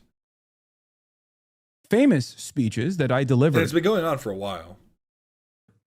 Was at Oxford Union, which is what I was supposed to attend once again, where I warned the Western governments and I warned those who were worried about anti-Semitism that this dangerous association between anti-Semitism and anti-Zionism, this conflation between Judaism and Zionism, was going to create an environment where anti-Semitism would manifest. And Madam Savvy says, sneak into the UK. You can't do that. That's not a thing. Lots of third world Muslims who are too stupid to know it's bad figured it out. Is Hasan dumber than a third worlder? Captive Dreamer quotes the post by saying, Hasan Piker might be the first brown guy to have ever been barred entry to the UK. Impressive. Destiny quotes the clip by saying, Hasan is lying about almost everything he's saying here. First, pay attention to I just thought it was crazy they called Hasan a brown guy.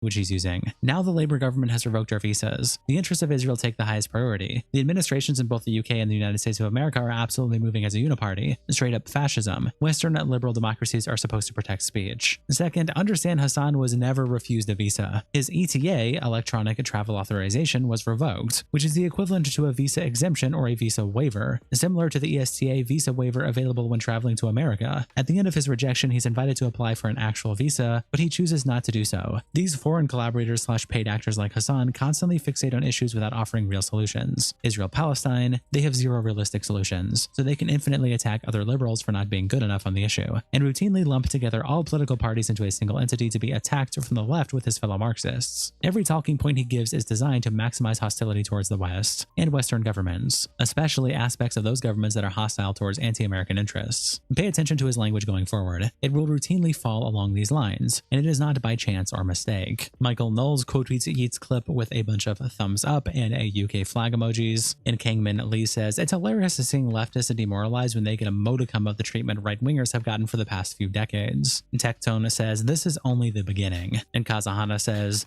Asmund calls him white but smelly. I don't think Asmongold really has the room to talk. Banned from the UK, but not banned from Twitch is certainly something. Legal Mindset quotes the post by saying, countries can deny you entry at any time as a non-citizen or permanent resident, especially if your behavior is found to be not conducive to the public good. Hello, vegetable dolls. Welcome in. Sometimes I like to say vegetables like that. Vegetables. Which appears to be the case for Piker. Hasan needs to realize that travel is a privilege, not a right. Akatsuki quotes the post with this edited picture of Kaya on the phone, and the caption, yes, I would like to talk Keir Starmer, please. Over on the livestream fail, Navex post about it with the caption, problematic streamer Hasan has had his UK electronic travel authorization revoked, attaching an article by GB News, and It Is Barbed Wire says, big hit to UK thrift stores, and Search Beneficial replies, watching Soda Pop and go thrifting with Hasan, where they were charging $90 to $150 for old Walmart graphic t-shirts was truly crazy. And World Crisis says vintage clothes now just being you would have bought at Kohl's in 2003 is so weird. And Search Beneficial says, really should have invested in those gangster Looney Tunes t-shirts when I was 9. Fun Own says, this is really heartbreaking. If he keeps getting banned from entering other countries, that means he will be stuck here with us. Command, my day is ruined. And Migiru says, let him go to Yemen. He will be welcomed by his Yemeni Luffy there. And Thin Store says, he can't go to Yemen. He's an analyst. And What's New Chrome says, get on the plane. Mario JW says, UK dogs are up big today. And Altruistic Base replies, UK shock collar sellers in shambles though. Pebrox says, how long till he blames Israel for this? Edit, he wrote, the UK has revoked my visa, all at the behest of Israel. Oh wait, he did already. And Hare says, FYI, last month the UK banned 15 far-right figures from entering. They wanted to join Tommy Tommy Robinson's protest. And Severe Claim says, horseshoe theory never fails. Over on our Leftovers H3 content, Crash Out also posted a clip of Hasan with the caption, Hasan Piker's visa for the UK has been revoked. It's the same clip we just looked at. And Chipsa says, liberals aligning with the fascists in the United States against the left. A tale as old as time. And Silly Giraffe says, if you look at the fungi comments, it's kind of cute how they still think they're the real leftists, lol. Using the exact same language right-wingers do to defend Trump's authoritarian actions. Charm Wonder says, Hasan said he had 7 days of things planned. He was linking with Jeremy Corbyn, Yanis Varoufakis, SXSW, college stuff. So gross. Meanwhile, the evilest people are traveling freely to America and the UK. And New Build says, hoping he can call in for some things and they have him loom over the audio. I do just love that it's like, it's always so vague, right? Like they have to be very vapid about everything that they say. The evilest, ickiest people around can do whatever they want, but my Hasan has to be stopped. It's like the Wizard of Oz. And Ishak says, I'm surprised Giannis was allowed in. He's been blocked from Germany for being anti-Israel. Fox News also tweets out about the situation, saying Hasan Piker gets denied entry to the UK over alleged anti-Semitism, then immediately blames Israel advocacy organizations for wielding unbelievable amounts of power over British policy. The streamer's response to the ban landed on a classic anti-Semitic trope about Jewish influence, even as he insisted he harbors no anti-Semitism. British Jewish groups and a Labour MP had urged the government to block his visit, citing his comments about Hamas, Hezbollah, and his claim that the US deserved 9/11. The ban caps a brutal stretch for Piker, a Treasury Department subpoena over his Cuba trip, and hecklers confronting him at a Newark ICE protest calling him a fraud. And Hassanabi Productions meme account replies, you're calling Hasan anti-Semitic for saying Israeli advocacy organizations pushed for his ban. Meanwhile, this is what you put under your title. And then there's the title, and the highlighted section says, Jewish groups had publicly urged the government to block the Twitch streamer. Casey Tron replies to Fox News by saying, he's right, and that's why you all will continue to silence and smear him. You hate a light being shined on the elite cabal. Jason Casey Tron, stop. You were supposed to fall back into the shadows. No. replies to Fox News by saying, cool story, bro. I'm no liberal, but I appreciate Fox letting me know it's antiseptic to blame Israel for not being able to enter the UK when Israel tells the UK to ban you from entering that country. And Newt Newt also then screenshots Fox News post and captures it by saying, Fox News says, yeah, and then anti-Semites have started using the term antiseptic to try and be like, because it's a good thing. Oh, it's actually good. It's like, bro, stop it. As Hasan Piker used an anti-Semitic trope by saying Israel advocacy groups pushed for his ban, and then in the following sentence details how said groups pushed for his ban. Also very much dislike them passing those groups off as Jewish, by the way. Bullshit.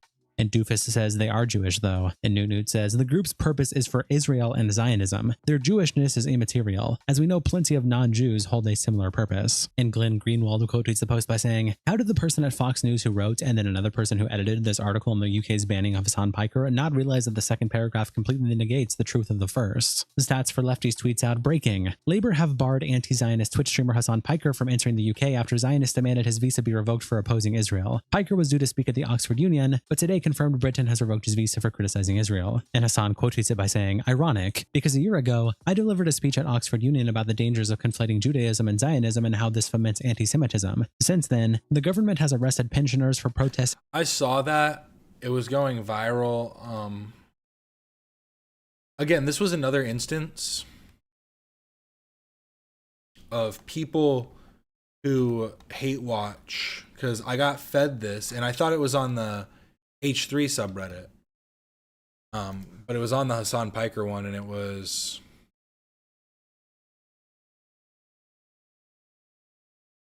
trying to remember what it was spelled.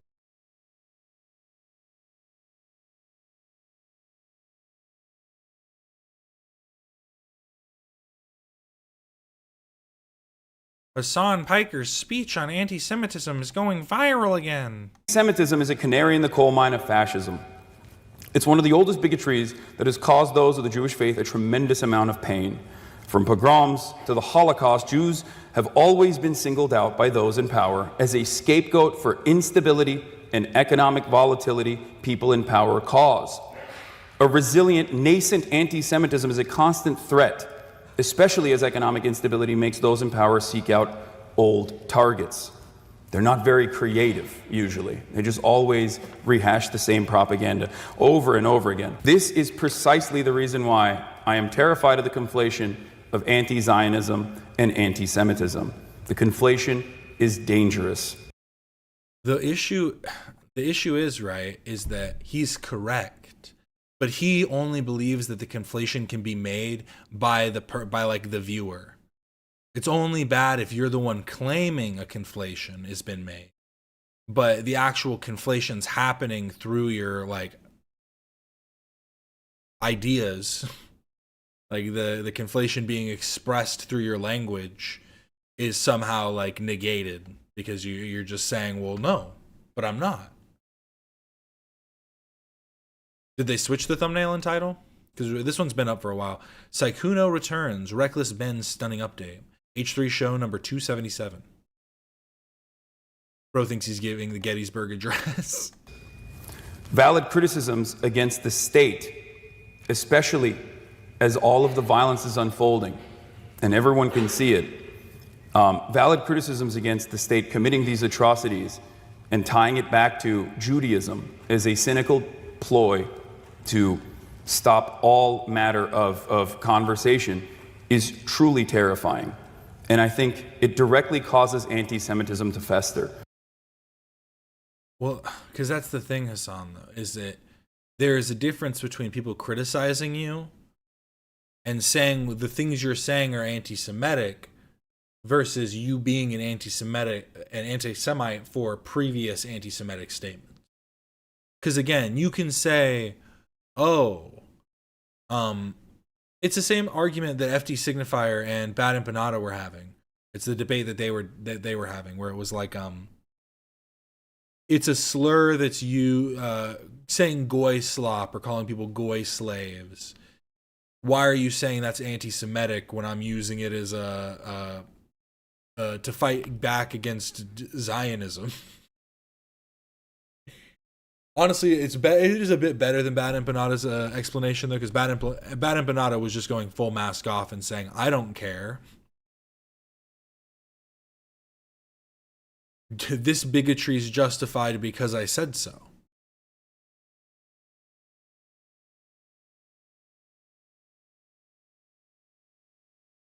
But yes, he's fighting back against anti-Semitism. Against Israel and let IOF war criminals roam free. And Super Bob replies, is still on your hands and knees apologizing to the Jews and begging them to love you, Lamau. When are you going to understand that you're wrong? They see you as Hitler for even the slightest opposition to Israel. You're also just a sniveling, crying bitch running cover for them on top of it. American Girly replies to Hasan by saying, at every point in your life, you always resort to Israel. Israel isn't the reason you're a piece of shit. See, I think it's like one of those things where nobody thinks that, even if you think that a full reconstitution of the Israeli government is necessary, I don't even think most people would think that you're wrong to believe that.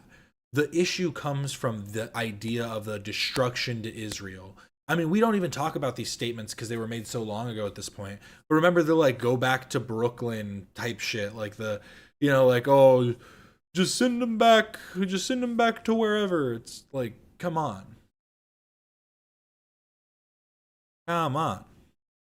Dude. And Hasanabi Productions posts a clip of the thing that Hasan was referencing with the caption, last year Hasan owned by Super Bob. Piker spoke at the Oxford Union and highlighted the rise of anti-Semitism, fascism, and the dangerous conflation between criticism of Israel and all Jewish people. He was invited to speak again, but look at this fucking look at this poster. Hasanabi Productions meme account with him with like a pirate eye patch, like chatified filter. It's probably really hard to see, but that's so like, come on.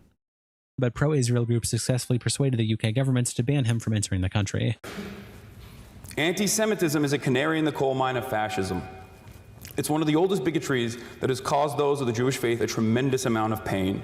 From pogroms to the Holocaust, Jews have always been singled out by those in power as a scapegoat for instability and economic volatility people in power cause.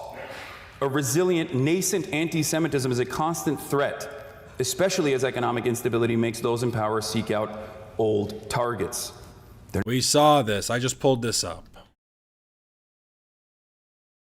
Truly terrifying. And I think it directly causes anti-Semitism to fester. And James Teller replies, conveniently left out the... He's also, yeah, like making the point that anti-Semitism is caused by people claiming anti-Semitism. Hundreds of examples where he said on his stream calling for the death of political officials, uprising against the West, support for designated terrorist groups. And Hasanabi Productions replies, "I'm so surprised," showing this account following the IDF and the Israeli Air Force. Flaccid Turkey. Okay, I will say that is pretty hilarious. Like, they did kind of own him with that one. You follow the IDF and the IAF? So surprised, showing this account following the IDF. They might just be Israeli too. In the Israeli Air Force. Flaccid Turkey Sausage replies to the clip by saying, "So let me get this straight. Hasan spoke about opposing anti-Semitism and the secret cabal of Jewish pro-Israel groups decided to ban him for that? Maybe work on the narrative next time you want to cloud the fact he's a propagandist for terrorists and dictators." Yeet tweets out this clip with the caption, "Asmongold on Hasan's banned from the UK." You could have avoided this by not supporting terrorism, but you decided to opt into the realm of supporting terrorism, and now this happened to you? Turkey Tom once said following someone on Twitter is not an endorsement. To a degree, but like, how hard is it to make a search? Is Turkey Tom that lazy? I follow all these people so I don't have to search them up later. I just want it on my feed. Yeah, I mean, that's really what happens. Supporting terrorism and, groups of people that murder and kill people is I think Hasan got banned because he's a loser. They just said, this guy sucks. Don't let him in here. It's actually not very popular in a lot of places of the world. Where obviously the interests of Israel take the highest priority. Right. Why would Israel have anything to... Why? It's Israel. The thing is that, like, there's a lot of people that are critical of Israel, but they're not banned. You can be critical of Israel while still saying that Hamas is a terrorist organization and not gassing up Houthis on your stream and saying you don't have a problem with Hezbollah. Like, I mean, you can do both of those things. I think most people can. Nick Shirley can go, though, of course. Because Nick Shirley isn't supporting terrorist groups that murder and kill people. It's really simple, actually. You're right. Asmongold does speak like he holds the keys to the universe on every topic. Well, it's actually the most simple thing in the whole world. Because it's not even like... Sometimes I get angry and I like call people stupid or like I get flustered or whatever. His level of condescension is like peak condescension. That's the reason why Nick Shirley can go and you can't go. Because you're supporting terror. He's literally hitting an actually. Actually. Terrorism, and Nick Shirley isn't supporting terrorism. Being critical of Israel while effectively combating anti-Semitism is not a good enough... You're not combating anti-Semitism. If you were combating anti-Semitism, your chat that we're all subscribed to wouldn't be spamming hearts when you were reading a manifesto of a terrorist that killed 2 Israeli ambassadors. These are people that had nothing to do with the war. They weren't soldiers. They weren't fighting. They were just simply people in that country. Like, I mean, it's just definitionally not true. Between anti-Semitism and anti-Zionism, this conflation between Judaism and Zionism. The problem is that you are okay with organizations and groups that combine them. So basically, when you say that I'm not anti-Jewish, I'm anti-Zionist, that falls apart whenever you also say that you support the Houthis who have their label and like this is their slogan is a curse on the Jews. It doesn't say a curse on the Zionists. It doesn't say a curse on Israel. It says a curse on the Jews. So when you support people that are in favor of the ethnic extinction of Israel and everybody inside of it and Jewish people collectively, yeah, they're going to think you're anti-Semitic. That's like saying that, like, well, I'm not a Nazi, I just support Hitler. Well, I don't, what's the difference, right? It's a difference. I don't know, Asmon, that feels like something you might have to contend with. Without a distinction. You're trying to launder your ideology through a separation of supporting a group that supports the ideology. Episcopathy replies, to gain entry into the UK. Yeah, honestly, Asmongold really did just like destroy Hasan, but they're both horrible. So it's like, I can't even be happy about it. Have to be a terrorist. Only voicing your support isn't enough. He also posts this clip with the caption, Ethan Klein shares his thoughts on Hasan and Shank being denied entry into the UK. Now, what I will say about this is that obviously, so they're quick to blame Israel for everything. I mean, literally, like, I'm not even kidding when I say Hasan. Who else would it be? The UK? Blamed him electrocuting his dog on Israel. He said it was an Israel psyop. Right. So then here's my thing is, yes, Ethan saying it as though it was serious. I do think that Hasan was saying that as a joke. The whole, like, they shocked my dog, Israel, yada, yada.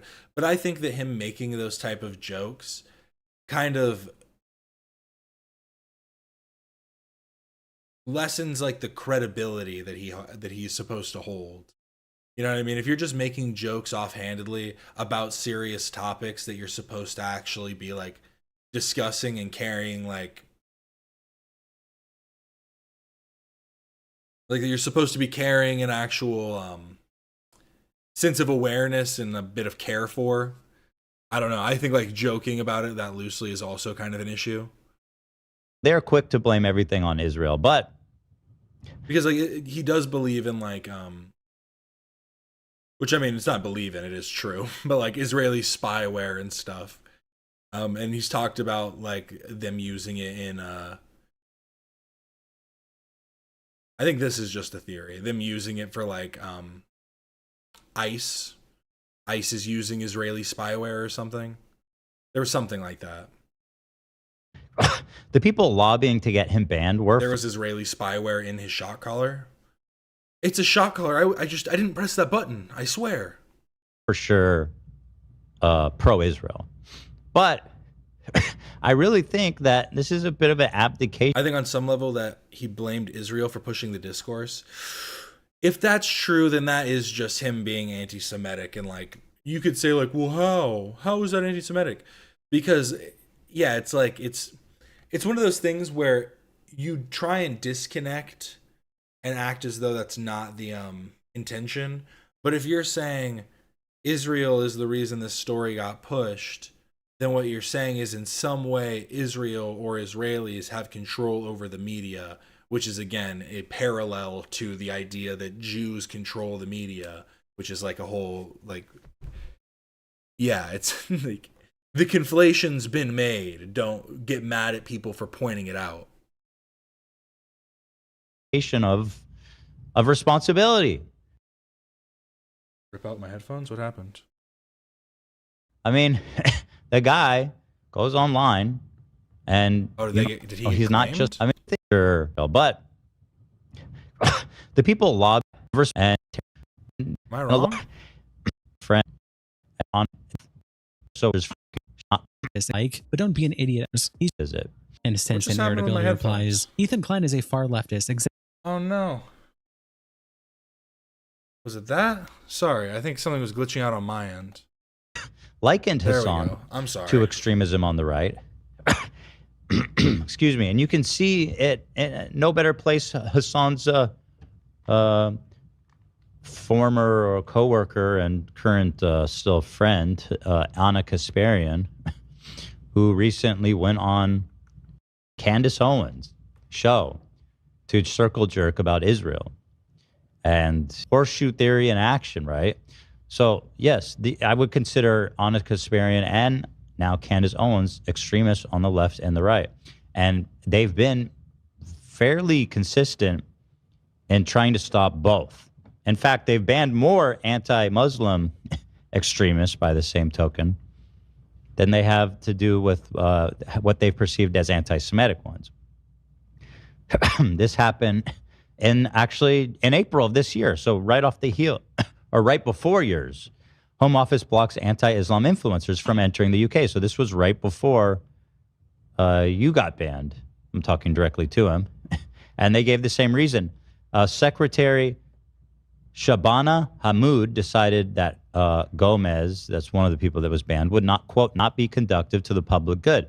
It's exactly what she said about Hasan's visit.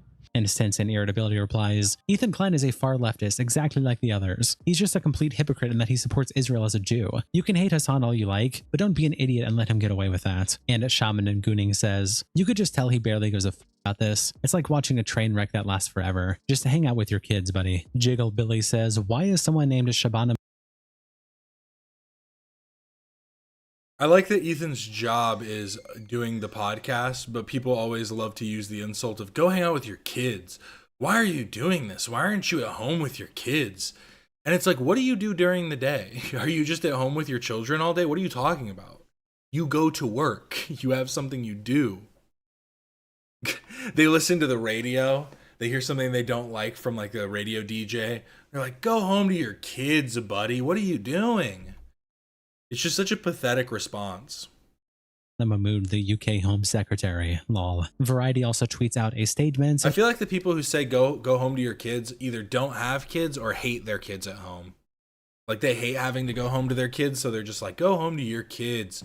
Be a man. Do what you're supposed to do. Named as Shabana Mahmood, the UK Home Secretary, lol. Variety also tweets out a statement with the caption, SXSW London has released a statement regarding speakers Hasan Piker and Cenk Uygur. I like that he keeps calling South by Southwest SXSW. I think I did it the first time I read it, just because I was processing it. But it's South by Southwest. Being barred from entering the UK, and it's them saying decisions on entry to the UK are a matter for the home. Yeah, and that's true too. His kids are at the age where they're at school as well. So even if he was just chilling at home, not on the podcast, like he wouldn't be able to hang out with his kids. He'd be able to hang out with Sonny. And maybe Bruce? I think Bruce is still young enough. I don't think he's in school yet. Might be. Home office and the individuals concerned. SXSW Aw, thank you so much, Turd Missiles. Really do appreciate it. London's role is to convene a broad range of diverse thanks so much for the gifted voices and perspectives. We remained focused on delivering a program this week fostering open dialogue and exchange of ideas and featuring more than 800 speakers, artists, and screenings. And the Natos replies, anyone who thinks this about a criticism of Israel, instead of these two being terrorist violence agitators, pieces of shit, is a delusional reason. And Modern Rock replies, let's not forget that Hasan celebrated the Queen's passing. It's an old Hey, did you guys talk about the tentative ruling? Yeah, we did. I read your post, Fupa Troopa. I thought it was pretty interesting. Thank you for breaking it down because I didn't have the time to actually look at the document itself. And I think you gave like a pretty good explanation, which is kind of, I agreed with, I don't think I had any disagreements with what you said.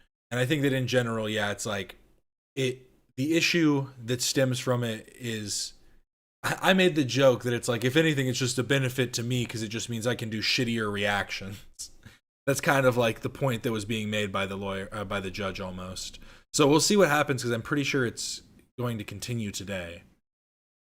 Post from 2022 by Keemstar, who posted a clip with the caption, Hasan Piker celebrates that Queen Elizabeth II died. This is the same man who cried on stream when Sam Hyde jokingly said he was going to kill him. Oh my God! She did die! No, she didn't! The royal family's official Twitter account said the Queen died peacefully at Balmoral this afternoon. The King and Queen consort will remain at Balmoral this evening and will return to London tomorrow. Woo! Let's go! Get Queen! Pack watch! Woo! Smoking on the Queen pack. Here, have some. Have some. He'd also compiled some more statements saying SXSW London gave a statement about the Hasan and Cenk. Not a Queen. Oh. UK entry denial. Ash Sarkar, who was supposed to chair the Hasan discussion, also dropped some tweets where she condemned the decision while requesting remote access for Hasan and Cenk. And then we have the statement here by SXSW, along with screenshots of tweets. This one of Ash saying, I was supposed to chair the Hasan discussion at SXSW this week. Who's been banned from entering the UK by Shabana Mahmood? First of all, I know, yeah, why celebrate it? She's old. It's not that shocking. I know, it's like, you're celebrating it. She already did all the bad shit she could do in her life. There's nothing more she could even do. She's incapable. There's nothing to celebrate. Her evils have happened. SXSW must facilitate a way for Hasan and Cenk to contribute remotely, as a bare minimum refusal to comply with government censorship. Secondly, it's abundantly clear that the UK government has put Israel at the heart of its policy. I got the day off school when the Queen died, the day of her funeral. Now that's long live the Queen. making around free expression, whether it's prescribing a Palestine Action as a terrorist group, arresting hundreds of people for holding signs supporting it, or banning Cenk Uygur and Hasan Piker from the UK for speech acts. Is that guy he was with British? Yes, he was. The larger dude in blue did seem to be British, so he was torn up about it. No, it can't be. Please. Which would not be unlawful in this country. What we're witnessing is an authoritarian turn motivated by Labor's fear of being called anti-Semitic and fear of being called out for their position on the genocidal war on Gaza. The Labor government don't give a shit about community cohesion. Every time they ban someone, whether they're from the left or from the right, from entering the UK, they're creating resentment, suspicion, and blame. Because everyone can point out an example of something from the other side who has expressed things which they find offensive, controversial, or hateful. Yes, that was Zoil. I've never heard of that streamer before, but it did appear to be, or maybe it wasn't?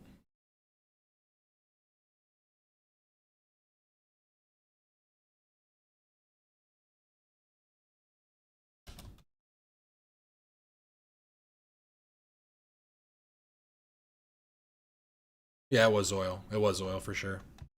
And say that this is evidence of preferential treatment. So with Cenk and Hasan having their visas revoked, what are people going to do? They're going to look at things which are absolutely true, e.g. that those who served in the IDF, they may have been participants in or witnesses to war crimes, can travel to the UK freely, or that the government argued for Maccabi Tel Aviv hooligans with their storied record of violence and racism. Again, it's these people are clearly not understanding what like the purpose of this was, because again, it's clear that the reasoning behind it is because they don't want the spreading of the idea. I feel like if it wasn't for them, like for the purpose of this event, this speaking event, they probably would have flown under the radar a bit easier.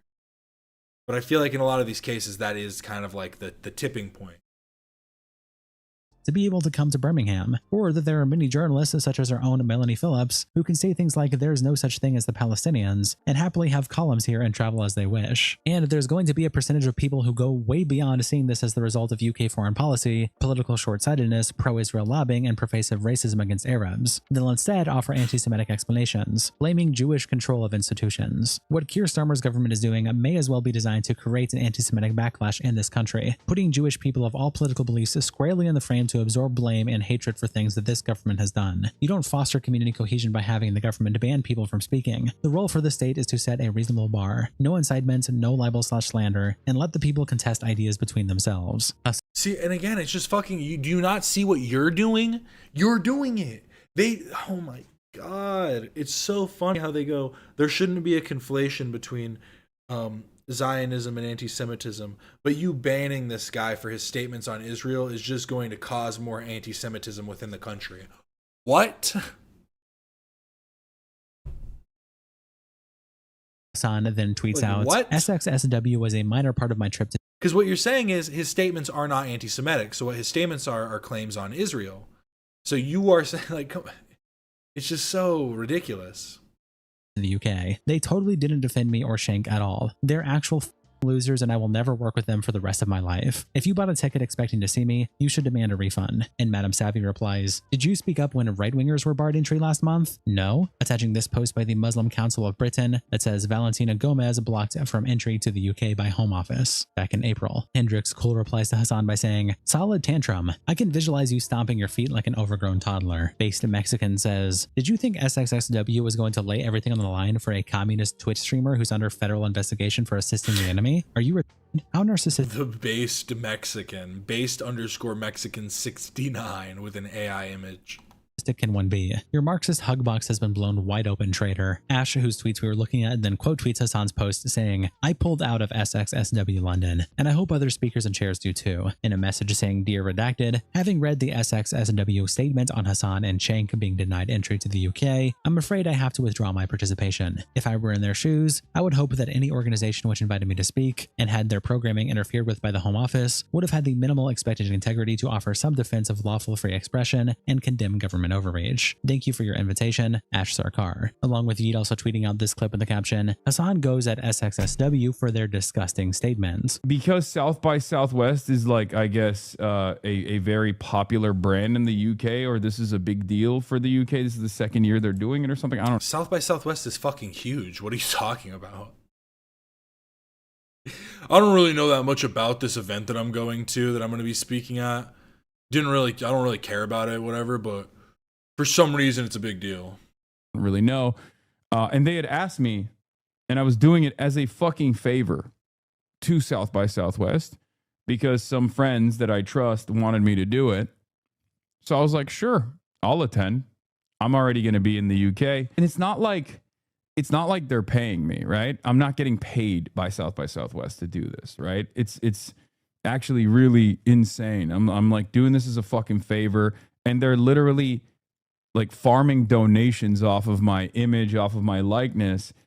And then it's crazy that they just they're not paying you. Were they paying for your flight and your stay? There's a question for him. Were you basically getting a free vacation and getting to go speak at an event? Because I could see you accepting that without getting paid. The Home Office intervened and revoked my visa. When the Home Office intervened and revoked my visa, South by Southwest's statement was disgusting. Like, it was literally nothing. To us, they were like, sorry, we have to abide by the government's demands. That was one. And then their public thing was they just deleted my background page.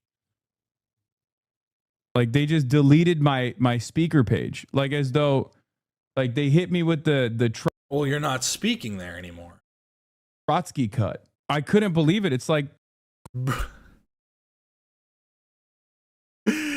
did you really just say that about getting cut from South by Southwest?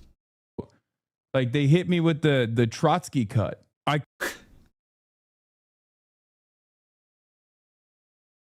couldn't believe it. It's like, who the f are you?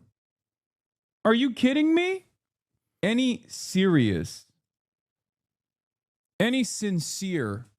person that looks at the situation that isn't totally lost, totally hysterical, will very quickly recognize that this is not this is simply being done because of my criticisms of Israel and Cenk's criticisms of Israel. This is not a sincere demand over anti-Semitism. Okay, this is not even a conversation on like whether anti-Semites deserve to be banned or anything like that, because this is not about anti-Semitism at all. And Mango George replies, it's probably because he's going to prison and they don't want to be associated with him. Mr. Eric says, SXSW frauds, making a huge mistake losing major political capital. I just love that now it's like, well, now we know this event's actually evil. So here's the whole thing, right? This event was a great speaking event that was awesome and going to be a really reputable, awesome thing for Hasan to attend. But now that he's not allowed, they're actually evil frauds that are weak and unwilling to go against the government. The UK on his knees to this Labour pathetic government, and the only thing that could help those in UK was a Hasan radiant speech/performance. A sad day in the already sad history of Britain. Shout out to our tier 3 members, internet representatives Kiko. That dude had an AI Hitler. Look at this. He's Mr. Eric. Mr. Eric Ludland is AI Hitler. What a guy. Let's see. They should have started 5 minutes ago, and they haven't, or 10 minutes ago. How could they? There is this as well, though. I think. How long is this going to take? This is a real question. I'm just wondering if this Willie Mac video is going to be like everything I already know. Because we can move on to this Willie Mac video about Chud the Builder. He's losing everything. No friends, no family. Loser. It's true. But I just don't know if I'm going to make it all the way through, and I almost want to save it. Quite the dilemma. Should we see XQC reacting to Love reacting to XQC reacting to his Pokemon fight?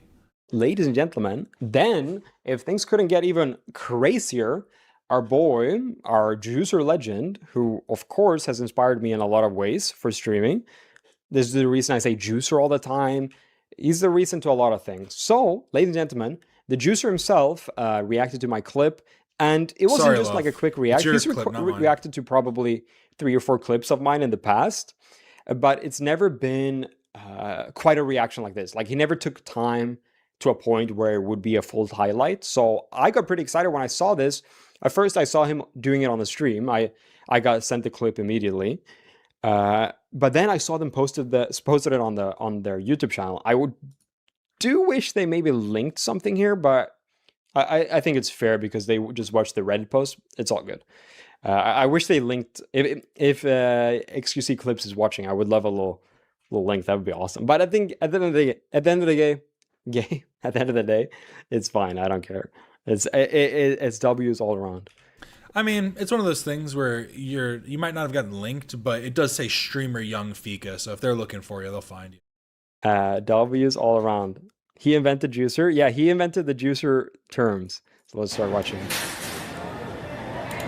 All right, there's some people waiting, but no, I take it back. He doesn't have to link it because he saw it on Reddit, so it's a couple steps away. So it's confusing for them. They don't know who the fuck this is. But yeah, here. Oh, what was that? Was that now? That Gadget Christmas Light Show super chatted $2. I wonder if I will be able to understand XQC here. Probably not. We'll see. I always understand XQC. I don't understand why people say they can't understand him. I understand him perfectly. I understand XQC for the most part too. There are some moments where it's just incomprehensible, but for the most part. So I will be able to translate for you guys. 59 months XQC out. So these are... I feel like Love has been really quiet during the pod lately, like not participating as much, just me. I think it's because he's also doing thumbnails for After Dark now too. So when it cuts to him, sometimes him and Tamara are the ones who usually have their headphones in working on something, editing clips or doing something else. And the fact that he has his own stream and his own clips and stuff, I imagine he probably... Love takes me... I feel like Love's the type of person to do a lot of work at home, like to go home and do some editing and stuff like that. And I imagine with his own content, it's probably a large workload that he has to get done during the show as well now too. From XQC. So he's watching very intently. How did you learn that language? I think that I've just always been all right at understanding people with like thick accents or like speech impediments and stuff. Just go for it. So he has some interesting things to say, by the way. Oh, nice. What was that? Huh? You fucking it up. Why? We trying to be friends, bro. We're trying to be a refresh. Yeah. How many people? A couple hundred. Okay. Yo. Yeah. So here's where I got this. Okay, so here's the... Sorry, I had to pause because XQC paused, then Love paused XQC, so I have to pause Love. See, it's like, this is the chain of reaction here. So this is where Love is going to say that this is where XQC reacts to the part where Love is buying the card that they wanted. Take it away. Actually, XQC pointed out something very smart here. A couple hundred. Okay. Yo. Yeah. You're streaming? How many people? These guys want to know if they do some shit, is it going to be on the internet? Is it going to be widespread? Me and XQC are on the same wavelength. I was saying the same thing. I was saying these guys asked Love, how many people are you streaming to? And then you can hear him in the background saying, oh, we can't do anything. He's streaming. We can't do anything. They were going to like beat him up in the store had he been like streaming to 5 people or something. Like if it would have been like 5-6 people, they would have jumped him inside of that store, like for sure. 100%. I think that was a good point. That part of I hadn't really thought of that, but the fact that he asked how many people are watching, couple hundred. I knew there was about like 9. I could have said 1,000, but I didn't want them to get too ego, but I also didn't want them to think they could fuck with me without going viral. So I kind of just said a couple hundred. I knew there was about 1,000. So I actually do think it was a good point of XQC to bring up here, because I do think they would have tried some shit if it was 10 or 1 or whatever, or if I was recording. For sure. I think they would be trying some shit. I mean, they literally say it. You can hear it super quiet, but if you listen closely, I'm pretty sure it's in this next second. You can hear it. For sure. I know. If they do something bad, how bad is it going to be on the internet, and if it's going to go viral or not? True. I think that's a good point. Did anyone not understand anything of that? Bro, I'm going to start talking like that now.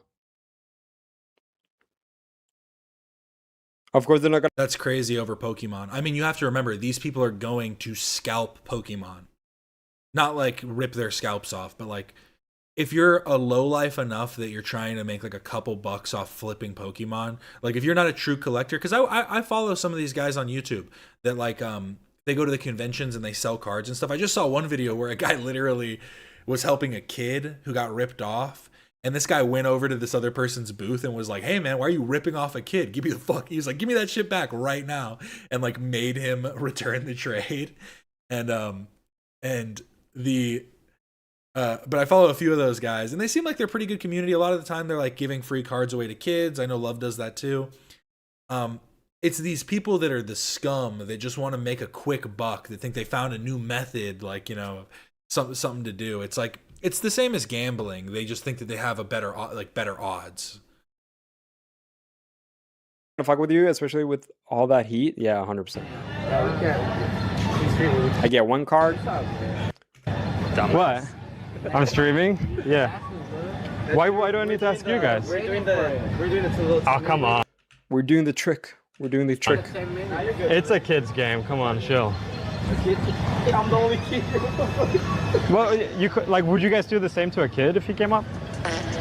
I'm just saying, like, it's not Jesus, this CTS timing. Oh, stop it. Honestly, I get it. Love didn't want confrontation. When that guy went, "I'm a kid, I'm the only kid here," I would have looked at him and been like, "Not a kid." He's probably some teenager, but I just like the idea of being like, "A kid? What are you talking about?" I'm saying this is for like 10-year-olds. This isn't for your. Really, man? Like, come on. TTS time.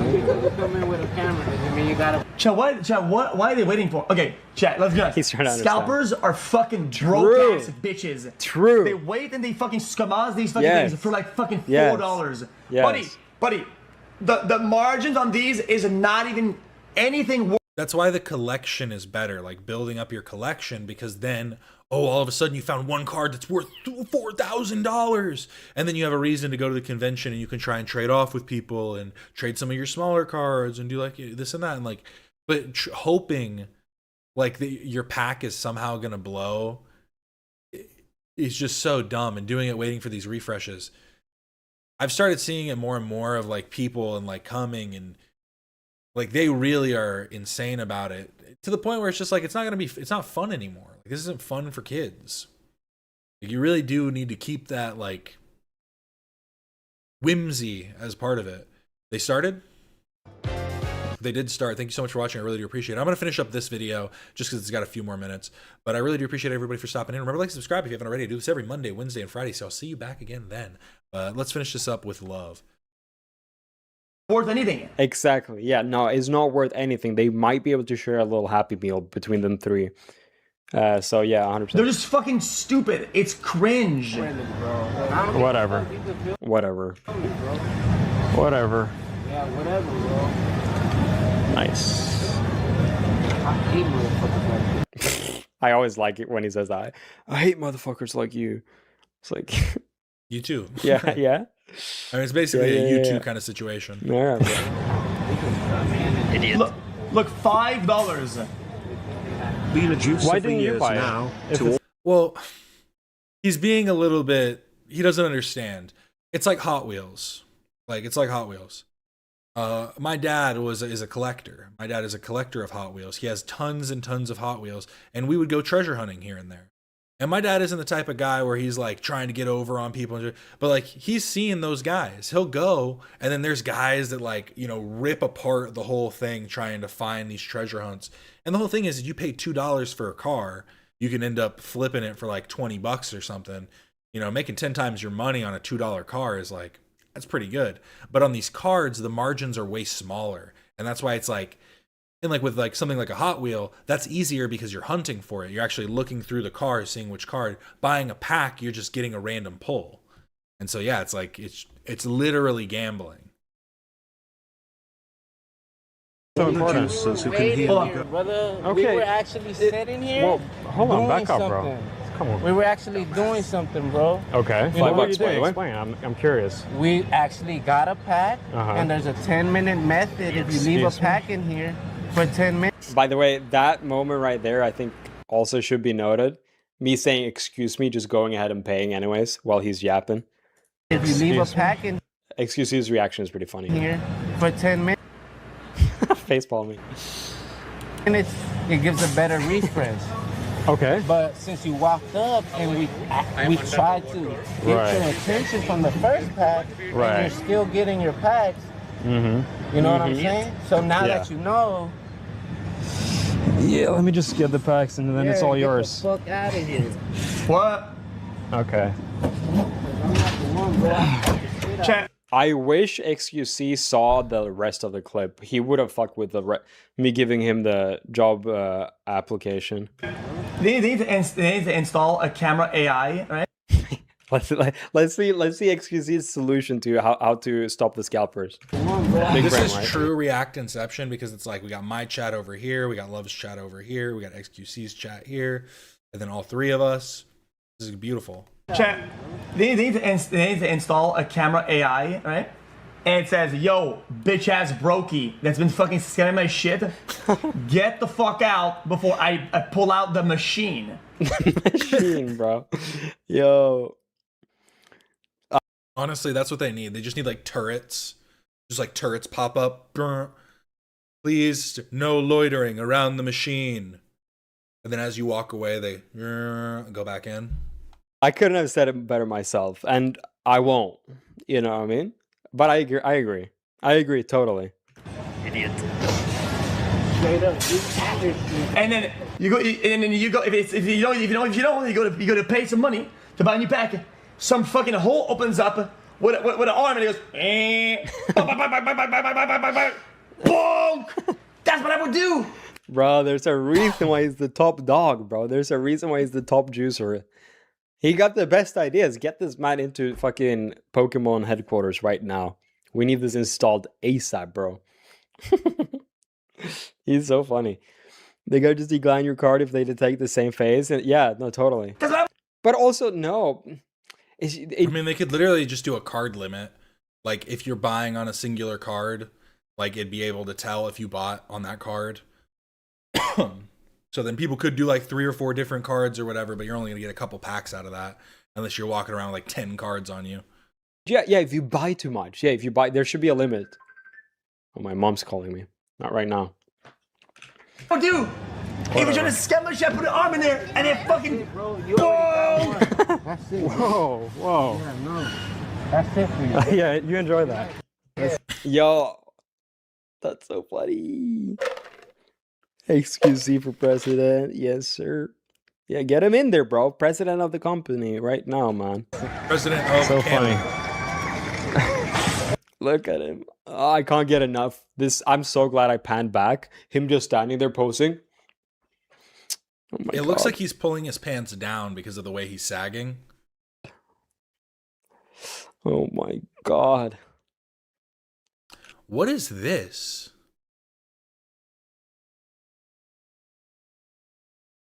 I don't think anyone's talked about this. There's these balloons. What is this floating head right here? That's crazy. Why is there just a giant floating head back here? What is this? I'm gonna see if I can get a better view when he Bro, turns. president of the company right now, man. So funny. Oh, it's like a big... It's like a statue of somebody with a huge head. Like a little cartoon character. Look at him. Oh, I can't It's get like a it. giant bobblehead. Enough. I'm so glad I panned back. Him just standing there posing. Oh my God. Oh my God. That's crazy. That's crazy. Bruh. Interesting. Yeah, I mean, scabbers are awful. It's insane to Yeah, interesting. I mean, scalpers are awful. Scalpers are awful. There we go. I'm done. I really do appreciate everybody for stopping here. Remember, like and subscribe if you haven't already. I do appreciate everybody that stuck around till the very end of the stream. They have started go check them out, or go check something else out if that is your prerogative. I know some people save it for later. God, I'm coughing, so I guess I'll go take care of that.